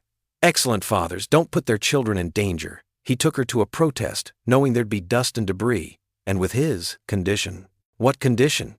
Cale demanded. "We've received reports about possible PTSD-related incidents," Sandra consulted her clipboard, "combined with the questions about your military discharge." "Those are lies." Ava stepped forward. "We have proof that—" Cale's phone buzzed. A text message from Pastor Ruth. "Turn on the news. Now." With trembling hands, he reached for the room's remote and switched on the wall-mounted TV. The local news was running footage from the morning's protest. But instead of showing the full scene, they'd edited it to focus on Cale arguing with Timmons, making him appear aggressive. The caption read, "Questions arise about veteran stability as daughter hospitalized." Lily's heart monitor beeped faster. She pulled the oxygen mask aside. "Daddy's not bad. He takes care of me." "Shh, honey." Diane moved to her bedside. "You need to rest. Let the grown-ups handle this." Ava's phone rang. She stepped into the hallway to answer it, her face growing darker as she listened. When she returned, her normally composed expression had crumbled. "The board just voted," she said quietly. "They've removed me from the project. Effective immediately." "What?" Cale turned to her, stunned. "They're citing conduct unbecoming and conflict of interest due to my personal involvement here." Her voice caught. "The demolition starts tomorrow." The room spun around Cale. Everything he'd feared was crashing down at once. His daughter in a hospital bed. His reputation in tatters. The woman he'd grown to love, losing everything because of him. Sandra cleared her throat. "Mr. Whitaker, given the circumstances, we believe it's in Lily's best interest to temporarily place her with her grandmother while we conduct a full investigation." "No!" Lily tried to sit up, setting off more monitor alarms. A nurse rushed in, forcing her to lie back. "She needs to remain calm," the nurse warned. "All this stress isn't helping her recovery." Cale looked at his daughter's pale face, the monitors tracking her struggling breath, the fear in her eyes. Then at Ava, who'd lost her position trying to help them. At Diane, who despite her misguided methods, only wanted Lily safe. He stepped back from the bed. His voice came out hollow. "I'll cooperate with whatever CPS recommends." "Daddy, no." Lily reached for him. "Just until things settle down," he managed. "Just to keep you safe." Diane nodded approvingly, but Ava grabbed his arm. "Cale, don't do this. We can fight it together." He gently pulled away from her touch. Can I have a moment alone with Ava?" The others filed out, Diane staying close to Lily's bedside. Once the door closed, Cale turned to face Ava. The words felt like glass in his throat. "You have to go." "What?" "No, I'm not leaving you to face this alone. Look what loving us has cost you," he gestured helplessly. "Your job, your reputation, and it's only going to get worse." "I don't care about any of that," Ava insisted. "We can prove the truth about your service. We can fight the custody claim. We can." "Stop." His voice broke. "Please. I can't watch you sacrifice everything for us. And I can't." He swallowed hard. "I can't risk Lily's stability any more than I already have." "Cale, you deserve better than this chaos. Than me." He stepped toward the door, unable to meet her eyes. "I'm sorry. For everything." "Don't do this," Ava whispered, tears spilling down her cheeks. "Please." Cale paused with his hand on the doorknob, his own tears threatening to fall. Every fiber of his being screamed to turn back, to hold her, to fight. But the image of Lily struggling to breathe in, his arms flashed through his mind. He couldn't risk her safety, not for anything. Without another word, he walked out, leaving Ava alone with her tears and the steady beep of Lily's monitors. Moonlight filtered through the grimy windows of Whitaker's auto repair, casting long shadows across the concrete floor. The garage was silent, except for the occasional distant rumble of a passing truck and the soft crinkle of paper as Cale's fingers tightened around the commendation letter. He sat on an old wooden stool next to his workbench, surrounded by the familiar smell of motor oil and metal. Tools hung in neat rows on the wall behind him. A lifetime of fixing things, of making broken machines work again. But tonight, he couldn't fix what mattered most. The letter trembled in his hands as he read it again, though he'd memorized every word. Sergeant Whitaker demonstrated exceptional valor under fire, saving not only the convoy but the lives of 12 soldiers, including Corporal Isaiah Rowland. Cale's throat tightened. He thought of Isaiah, Ava's brother, and how different things might have been if that letter had been properly filed instead of buried by a prejudiced superior officer. The shame of his less-than-honorable discharge burned anew, even though he knew the truth behind it. The day's events played on repeat in his mind. Lily gasping for air in the dust, the wail of sirens, Diane's tear-stained face as she threatened custody proceedings. And worst of all, Ava's expression when he pushed her away. He'd done what he thought was right, protecting them both from his mess, but the cost felt unbearable. Empty coffee cups littered the workbench, testament to hours spent hiding here instead of facing his empty trailer. The clock on the wall ticked past midnight. Cale rubbed his tired eyes, feeling the weight of failure pressing down on his shoulders. "God," he whispered into the darkness, "I thought I was doing right by them, but maybe I've just been running scared." The crunch of gravel outside made him straighten. Headlights swept across the garage windows, then cut off. Cale didn't move, hoping whoever it was would think the place was closed and leave. Instead, a gentle knock echoed through the building. "Cale?" Pastor Ruth's voice carried clearly through the night air. "I saw the light on." He considered not answering, but something in her tone, warm concern without judgment, made him rise and unlock the side door. Pastor Ruth stood on the step, her silver hair catching the moonlight.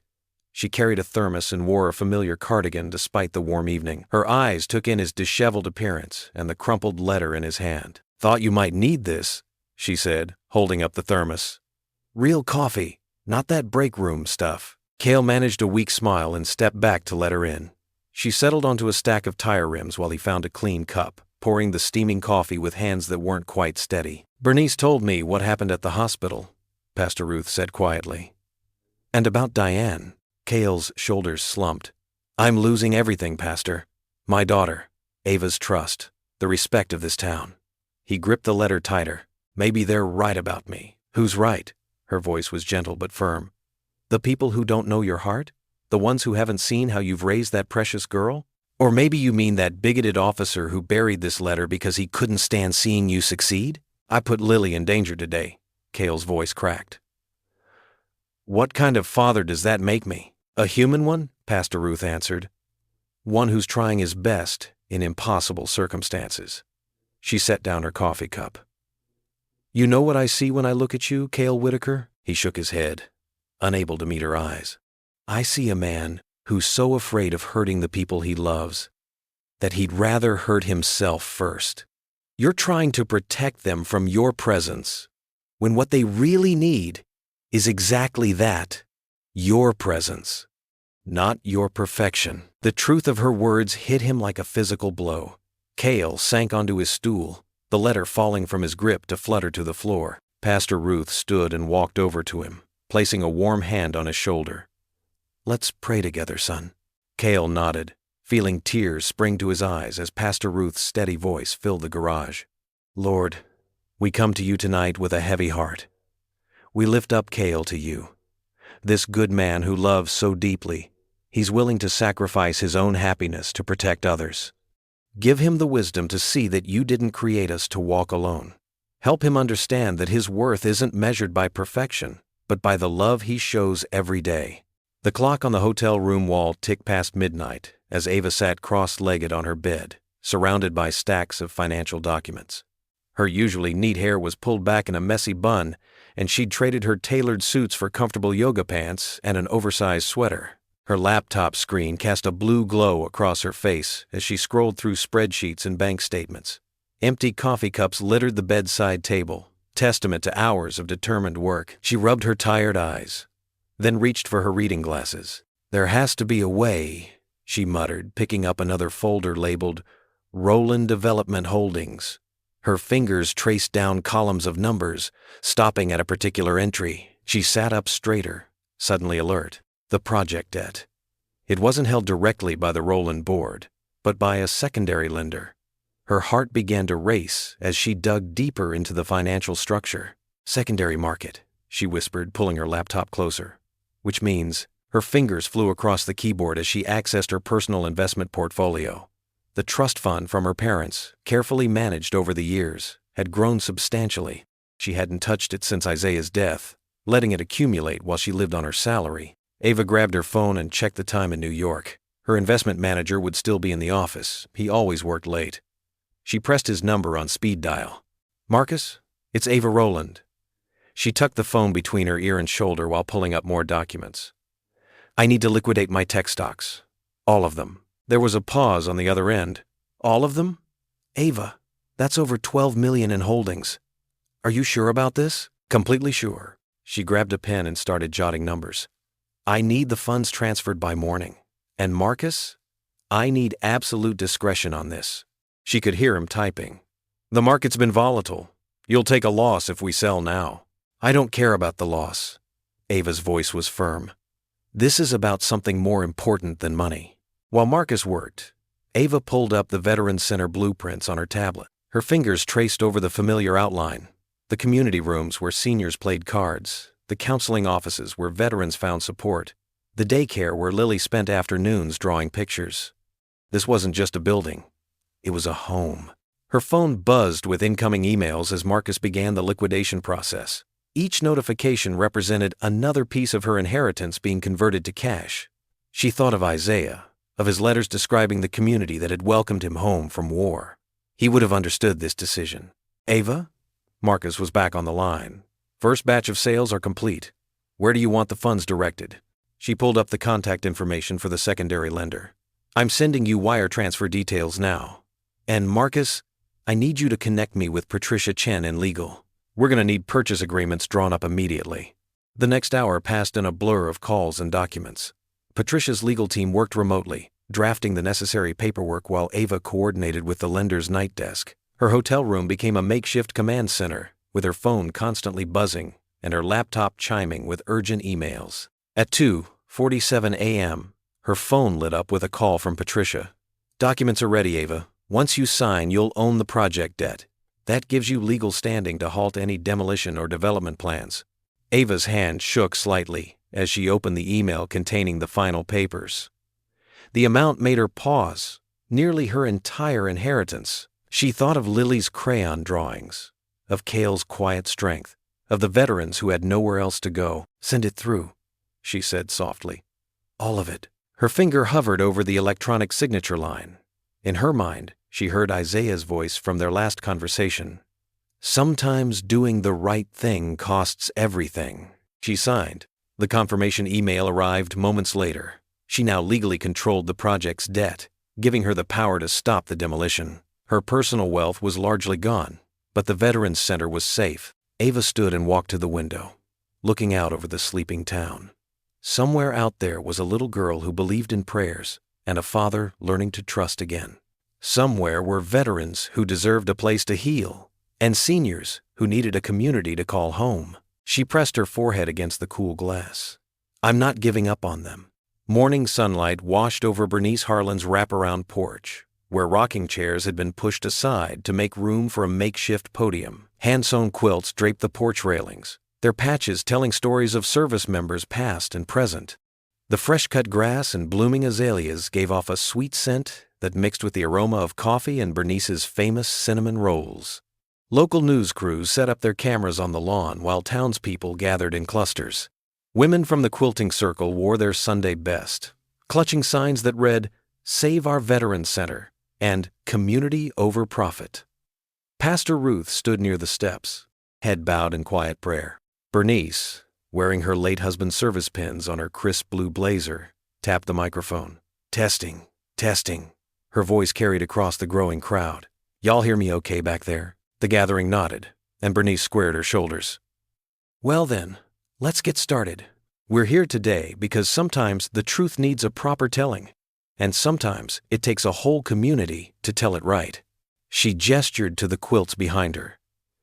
"Each of these patches represents someone who served our country. Their stories matter, their sacrifices matter, and the promises we made to them matter." The cameras clicked and whirred as Bernice continued, her voice growing stronger. "Now, there's been talk going around about one of our own. Ugly talk. The kind that tears down good men without cause. Well, I've known Caleb Whitaker since he was knee-high to a grasshopper, and I'm here to tell you what kind of man he really is." From the crowd, several veterans stepped forward. They formed a line along the porch steps, each wearing pieces of their old uniforms. Micah, Cale's former battle buddy, stood at attention, holding a worn envelope. "Before we hear from Cale himself," Bernice said, "I want you all to meet some folks who served with him, men who know the truth firsthand." One by one, the veterans spoke.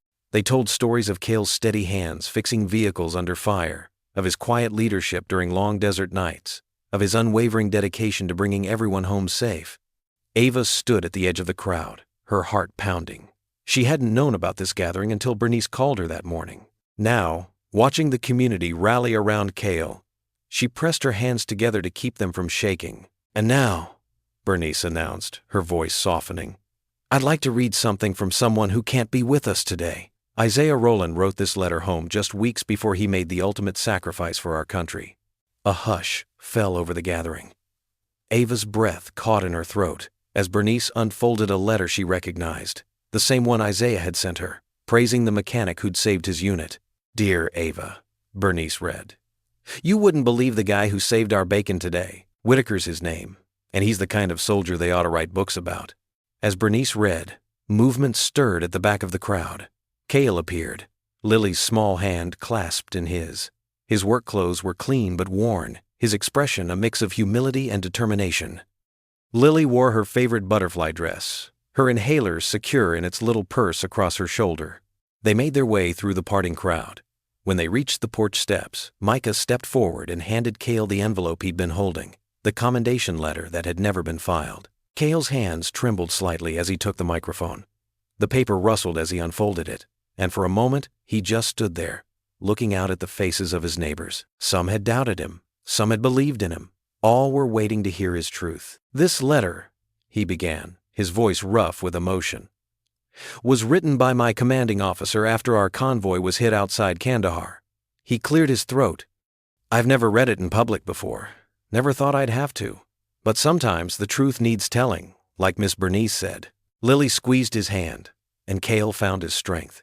He started reading, his voice growing steadier with each word. The letter detailed not just his actions during the attack, but the systematic discrimination that followed, how a prejudiced superior had buried the commendation, how Cale's service record had been tainted by bias rather than facts. As he read, tears appeared in more than a few eyes. Several of the veterans nodded grimly, recognizing the injustice they'd seen too often. The quilting circle women dabbed at their faces with handkerchiefs, while Pastor Ruth's "Amen" carried across the sudden silence. When Cale finished reading, he looked up to find Diane, his mother-in-law, making her way through the crowd. She carried a stack of papers that everyone recognized as the custody filing. Without a word, she climbed the porch steps, took the documents, and deliberately tore them in half. The sound of ripping paper seemed to break a spell. One by one, people began to step forward. Neighbors, church members, veterans, each adding their own story of Cale's character, his kindness, his dedication as a father. The rumors that had seemed so powerful just days ago crumbled in the face of truth and community witness. Bernice stepped back to the microphone, her voice thick with emotion. "This is what community means, folks. This is what healing looks like. And this is just the beginning." The truth had been told. The power of gossip and prejudice broke like a fever breaking, leaving behind the clear light of understanding and the strength of neighbors standing together. As cameras flashed and reporters scribbled in their notebooks, Lily tugged on her father's sleeve. "Daddy," she whispered loud enough for those nearby to hear, "does this mean we can be happy again?" The courthouse's oak-paneled hearing room buzzed with quiet tension. Sunlight streamed through tall windows, casting long shadows across the worn floor. Cale sat straight-backed in his chair, his service medals pinned carefully to his jacket lapel. His hands, usually steady from years of mechanical work, trembled slightly as he gripped the edge of the table. Micah stood at the podium, his voice clear and strong. "I served with Caleb Whitaker for 6 years. That day in Kandahar when our convoy hit those IEDs, he didn't just fix the vehicles, he saved lives." He gestured to the stack of papers before him. "These affidavits from our unit tell the same story. Cale Whitaker is a hero who got caught in a web of prejudice and paperwork." The Military Review Board representative nodded, examining the documents. "Mr. Boone, can you explain why these testimonials weren't filed with Mr. Whitaker's original discharge papers?" "Our no buried them," Micah said firmly. "He had issues with Cale and me being friends. Said some things about keeping to our own kind. When Cale's paperwork went through, those commendations mysteriously disappeared." Pastor Ruth sat in the front row, her Bible in her lap, mouthing silent prayers. Next to her, Ava held herself perfectly still, her designer suit a stark contrast to the municipal furniture. Her eyes never left Cale's face. The board representative shuffled through more papers. "We have additional testimony from your commanding officer, recently located in archived materials." He looked up at Cale. "Mr. Whitaker, in light of this evidence, the board moves to correct your discharge status to honorable, with commendation for valor under fire. This correction is retroactive to your separation date." Cale's shoulders sagged with relief. 6 years of shame lifted in that moment, like morning fog burning away in sunshine. The custody hearing followed immediately after. Judge Martinez, a grandmother with kind eyes and steel-gray hair, listened as Diane's lawyer presented their case for temporary custody of Lily. "My client only wants what's best for her granddaughter," the lawyer argued. The recent instability, if I may, Your Honor, Pastor Ruth interrupted, rising from her seat. She adjusted her clerical collar and spoke with quiet authority. I've known Cale Whitaker since he came home from war. I've watched him raise that little girl with more love and wisdom than many two-parent households manage. Yes, he's faced challenges, but he's never faced them alone. Dr. Sarah Chen, Lily's pediatrician, testified next. Lily's asthma is well managed under her father's care. The recent attack was due to construction dust, not neglect. Mr. Whitaker has never missed an appointment or medication refill, even when finances were tight. Ava stepped forward then, her voice steady. Your Honor, the Rowland Foundation has established a healthcare fund for local veterans' families. Mr. Whitaker's daughter will always have access to the medical care she needs. This isn't charity. It's our duty to those who served. Judge Martinez studied the affidavits, medical records, and character testimonials. Her gaze settled on Diane, who sat clutching her purse, tears tracking down her cheeks. Mrs. Whitaker, the judge said gently, I understand your concern for your granddaughter, but the evidence shows a loving, stable home with a father who has moved heaven and earth to care for his child. Your petition for temporary custody is denied. The courtroom emptied slowly. Outside, spring sunshine warmed the courthouse steps. Cale stood apart from the group, breathing deeply, his eyes closed against tears of relief. Diane approached him hesitantly, her purse still clutched tight. Cale, she whispered, I'm so sorry. I was scared. After losing Sarah, she swallowed hard. I couldn't bear the thought of losing Lily, too. I know, Cale said softly. She's your last piece of Sarah. But Diane, she's not going anywhere. You're her grandmother. We need you. Diane nodded, wiping her eyes. Then she turned to Ava, who stood nearby trying to give them privacy. From her purse, Diane withdrew a small velvet box, aged but well kept. This was Sarah's, she said, opening it to reveal a delicate silver hair comb studded with tiny pearls. She wore it at our wedding. I've been saving it for Lily someday, but... She pressed the box into Ava's hands. I think Sarah would want you to have it now. Ava stared at the precious heirloom, understanding the magnitude of this gesture. Diane, you love them, Diane said simply. That's all a mother could want for her family. Ava's fingers closed carefully around the box, accepting both the gift and the blessing it represented. Behind them, the courthouse clock chimed noon, its deep tones echoing across the square like a song of celebration. The Rowland Foundation's downtown Chicago boardroom felt like a pressure cooker. Ava sat at the end of the long mahogany table, her back straight, hands folded calmly in her lap. But beneath her composed exterior, her heart hammered against her ribs. Board members shifted uncomfortably in their leather chairs as donation withdrawal notices flashed one by one on the projection screen. Major philanthropic partners had pulled millions in matching funds. The Veterans Alliance had publicly denounced the board's actions. Even the mayor's office had issued a statement distancing itself from the controversy. This is unprecedented, muttered Harold Green, adjusting his bow tie. The foundation hasn't seen this kind of donor revolt in 30 years. Timmons, who had led the charge against Ava, mopped his forehead with a handkerchief. The numbers didn't lie. His fiduciary duty argument was crumbling by the minute. Perhaps, said Margaret Chen, the eldest board member, we acted hastily in removing Miss Rowland from her position. She peered over her reading glasses at the room. The mixed-income housing proposal deserves a proper review. Ava pulled out the updated blueprints she'd been refining. Her voice was steady as she spread them across the table. The Veterans Center remains the heart of the project. The new design adds 40 affordable units while preserving all current services. She pointed to the community spaces. These gardens will be maintained by residents. The workshop space can host job training programs. The room grew quiet as board members studied the plans. The solution was elegant, profitable, and deeply human, everything the Rowland Foundation claimed to stand for. The numbers work, admitted Franklin Peters, their CFO. With the tax credits and new partnership opportunities, we're looking at better long-term returns than the luxury condos would have generated. Margaret Chen nodded slowly. And more importantly, we'd be fulfilling Isaiah Rowland's vision of community service. She looked pointedly at Timmons, something we seem to have lost sight of recently. The vote, when it came, was unanimous. Ava was not only reinstated but elevated to chair of the foundation. The mixed income plan was approved with immediate effect. As the board members filed out, Margaret lingered. She touched Ava's arm gently. "Your brother would be proud, dear. You fought for what was right, not what was easy."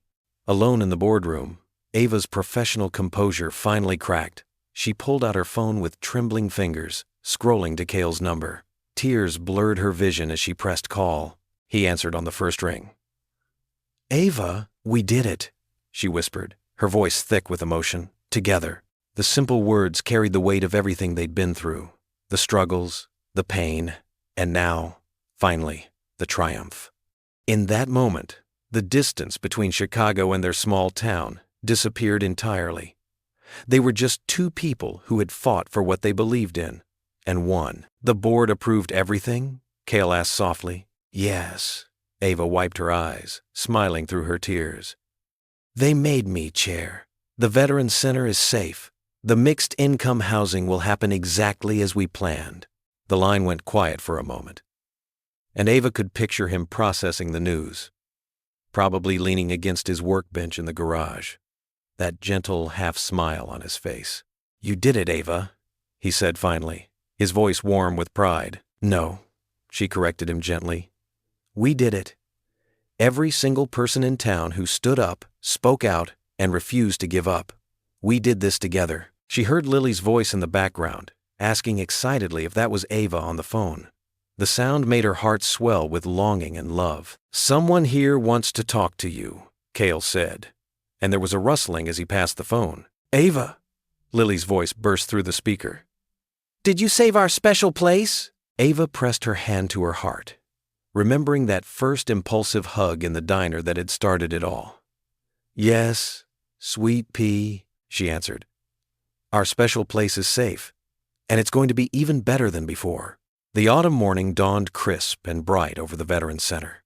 Red and gold leaves danced in the breeze as volunteers hung streamers and arranged chairs for the grand reopening celebration. The renovated building gleamed in the sunlight, its fresh paint and new windows a testament to what community spirit could accomplish.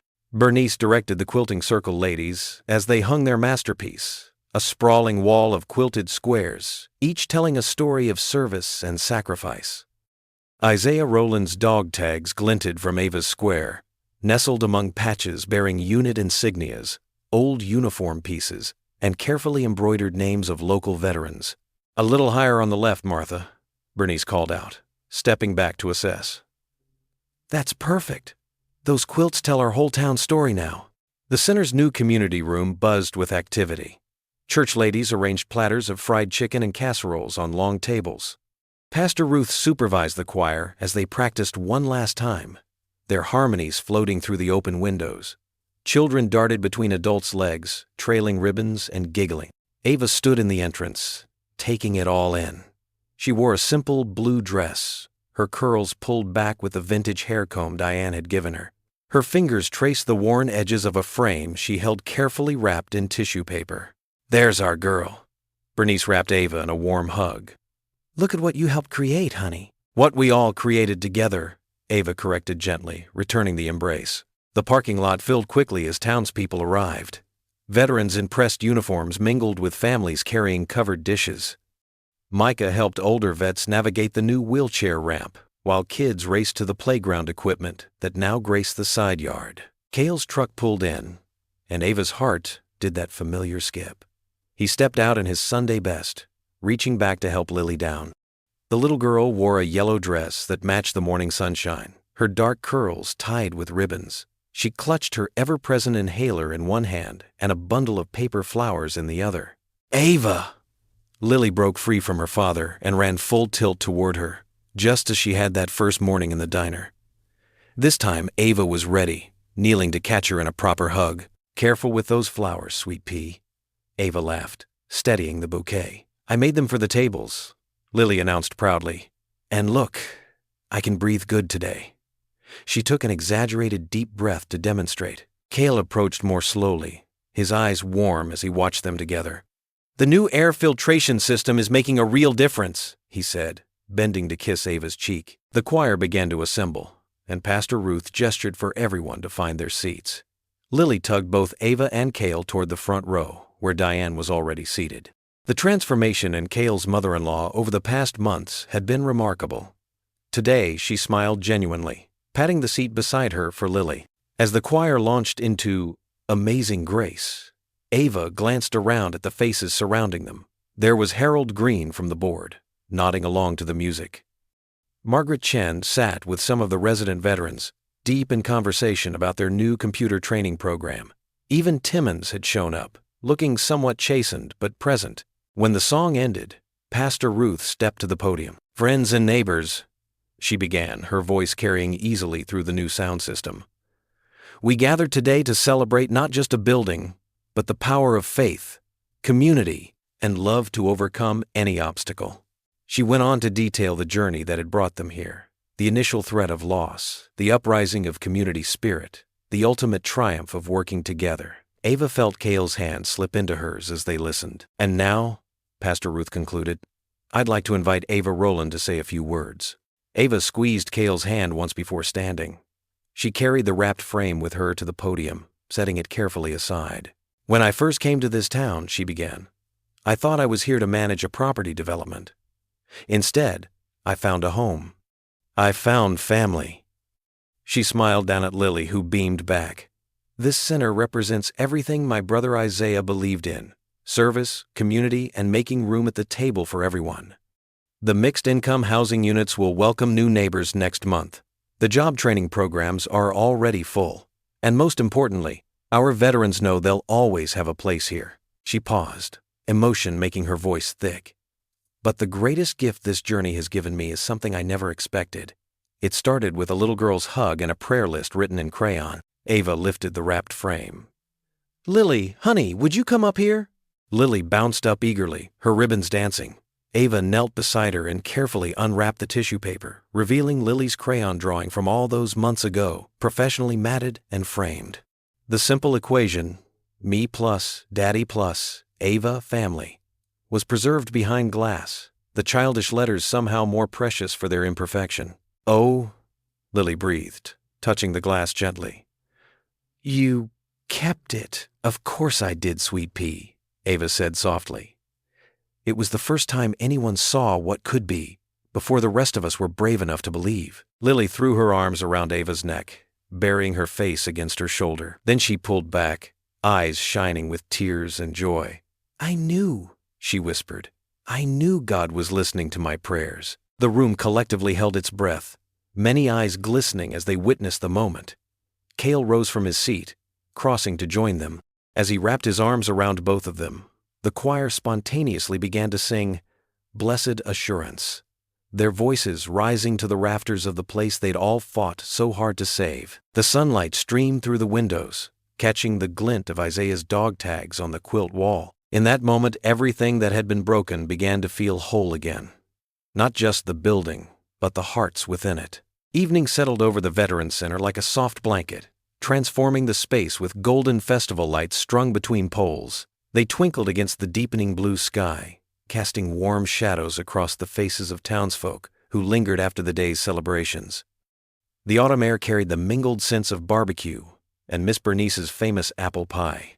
Ava stood near the center's new entrance, her dark eyes reflecting the dancing lights as she chatted with Pastor Ruth. She wore a simple cream sweater dress that made her skin glow, and her hair fell in gentle waves around her shoulders. Every few moments, her gaze drifted to where Lily twirled in circles on the grass, her party dress floating around her like flower petals. Cale watched from across the courtyard, his hands stuffed in the pockets of his best jeans.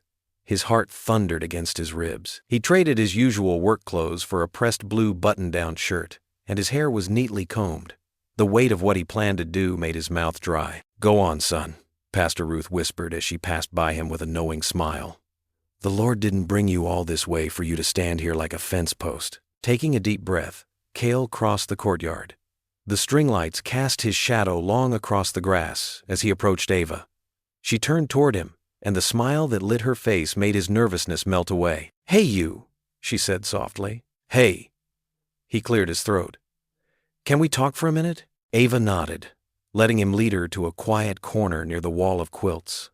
Isaiah's dog tags caught the light, seeming to wink at them. "Lily's having the time of her life," Ava said, watching the little girl who had brought them together. "She's not the only one." Cale's voice was thick with emotion. He took Ava's hands in his calloused fingers gentle against her soft skin. "Ava, these past months, you've changed everything. For both of us." She squeezed his hands, her eyes growing misty. "You and Lily changed everything for me, too." "I know we've done this all backward," Cale continued, his voice dropping to barely above a whisper. "Started with Lily asking you to be her mommy before we even knew each other. Faced down the whole town's judgment. Fought battles I never thought I'd win." He paused, gathering his courage. "But that's just it. We fought them together, and won them together." Ava's breath caught as understanding dawned in her eyes. Around them, the evening sounds quieted as people began to notice what was happening. "I don't have a ring yet," Cale said, his voice stronger now. "And I know there's paperwork and planning and all sorts of proper ways to do this. But what I do have is this moment right here, with these people who become our family. And I have a promise." He squeezed her hands. "A promise that I want to make to you and Lily both. Right now, under these lights." Tears spilled down Ava's cheeks as she nodded, unable to speak. "Ava Rowland," Cale's voice cracked with emotion. "Will you marry me? Not someday, but right here, right now. A promise ceremony with our whole crazy town as witnesses? We can do the courthouse part later, but tonight I just want to tell the world that you're my family." "Daddy?" Lily's voice piped up from beside them, her eyes wide with hope. "Is Ava gonna be my mommy for real now?" A laugh bubbled through Ava's tears. She dropped to her knees, pulling Lily close with one arm while keeping hold of Cale's hand with the other. "Yes," she whispered, looking up at Cale. "Yes, to all of it. To being Lily's mommy, to being your wife, to doing this right here, right now." A cheer went up from the gathered crowd. Pastor Ruth stepped forward, her Bible already in hand, as if she'd known all along what this evening would bring. The townsfolk formed a circle around them, faces glowing with joy and festival lights. "Well then," Pastor Ruth said, her voice carrying across the suddenly quiet courtyard, "shall we make this official?" Cale and Ava stood side by side, with Lily between them, holding both their hands. The string lights swayed gently in the evening breeze, casting their golden glow over the impromptu ceremony. "Love," Pastor Ruth began, "is patient and kind. It bears all things, believes all things, hopes all things, endures all things. And sometimes," she smiled at Lily, "it comes to us in the simple faith of a child's prayer." As Pastor Ruth spoke words of blessing, Bernice discreetly wiped tears from her eyes. The quilting circle ladies clasped hands, and even old Mr. Timmons, standing at the back of the crowd, had to clear his throat several times. When it came time for vows, Cale spoke first, his voice steady and sure. "Ava, I promise to love you and Lily with everything I am, to face whatever comes together, to trust in God's timing, and to thank Him every day for answering a little girl's prayer list in ways I never could have imagined." Ava's voice trembled as she responded. "Cale, I promise to love you and Lily with all my heart, to be the family we've all been praying for, to stand beside you through every battle, and to thank God for bringing me home to both of you." Then Lily tugged on their hands, and they both knelt down to her level. "I promise to love you forever and ever," she declared solemnly, "and to always remember that God listens to prayer lists." Before Pastor Ruth could pronounce them family, Lily threw her arms around both their necks, pulling them into a tight embrace. Cale and Ava wrapped their arms around each other and their daughter, completing the circle of love that had begun with a simple hug in a diner so many months ago. A year had passed since that first promise ceremony, and Willow Creek's Fall Festival filled the Veterans Center grounds with laughter and light. Paper lanterns swayed in the gentle autumn breeze, casting a warm glow over picnic tables laden with comfort food and fellowship. 8-year-old Lily Whitaker darted between groups of townspeople, her braids bouncing as she balanced a basket of Miss Bernice's apple fritters. Each treat bore a tiny sticker with Roland Whitaker Foundation printed in cheerful blue letters. "Fresh and hot," Lily announced, offering the basket to Mr. Jenkins, one of the center's resident veterans.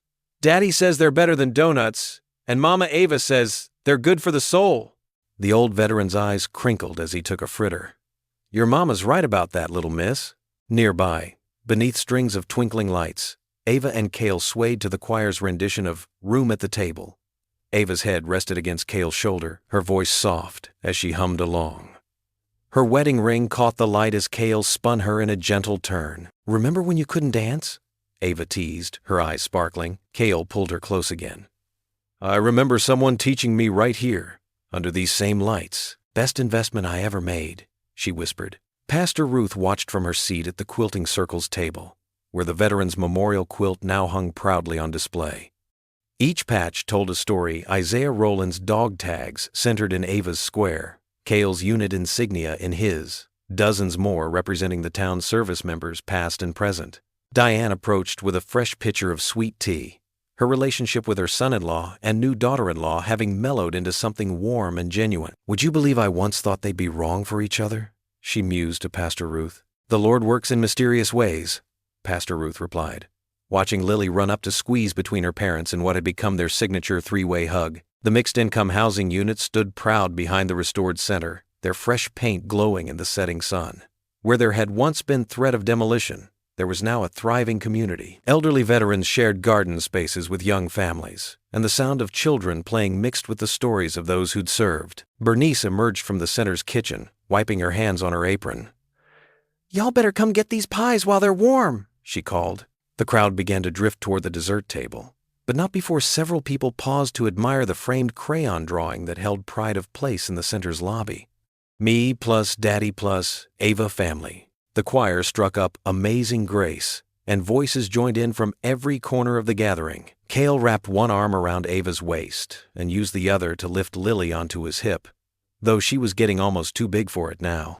Together they swayed, their shadows merging into one on the warm brick of the center's wall. Micah, standing near the grill with his own family, raised his cup in a quiet toast to the scene before him.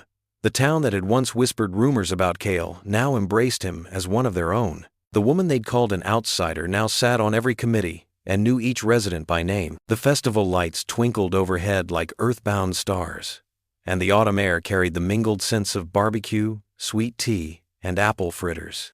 Children chased fireflies across the lawn, while elderly veterans told stories on the center's wide front porch. Young couples and old friends alike found their way to the dance space, moving to the music that spilled out across the grounds. Willow Creek had found its heart again, not in spite of change, but because of it. The Roland Whitaker Foundation sign gleamed at the center's entrance, a testament to what could happen when love overcame fear, when family meant more than blood, and when a community chose to grow together instead of grow apart. As twilight deepened to dusk, the lights seemed to glow brighter. Lily dashed past with her empty basket, calling out, "Mama, Ava! Daddy! Miss Bernice says it's pie time!" Ava laughed, a sound as warm as the autumn evening. "Coming, sweet pea." Cale caught her hand before she could follow their daughter. "Have I told you today that you make me the happiest man in Willow Creek?" "Only twice," Ava replied with a smile. "But I never get tired of hearing it."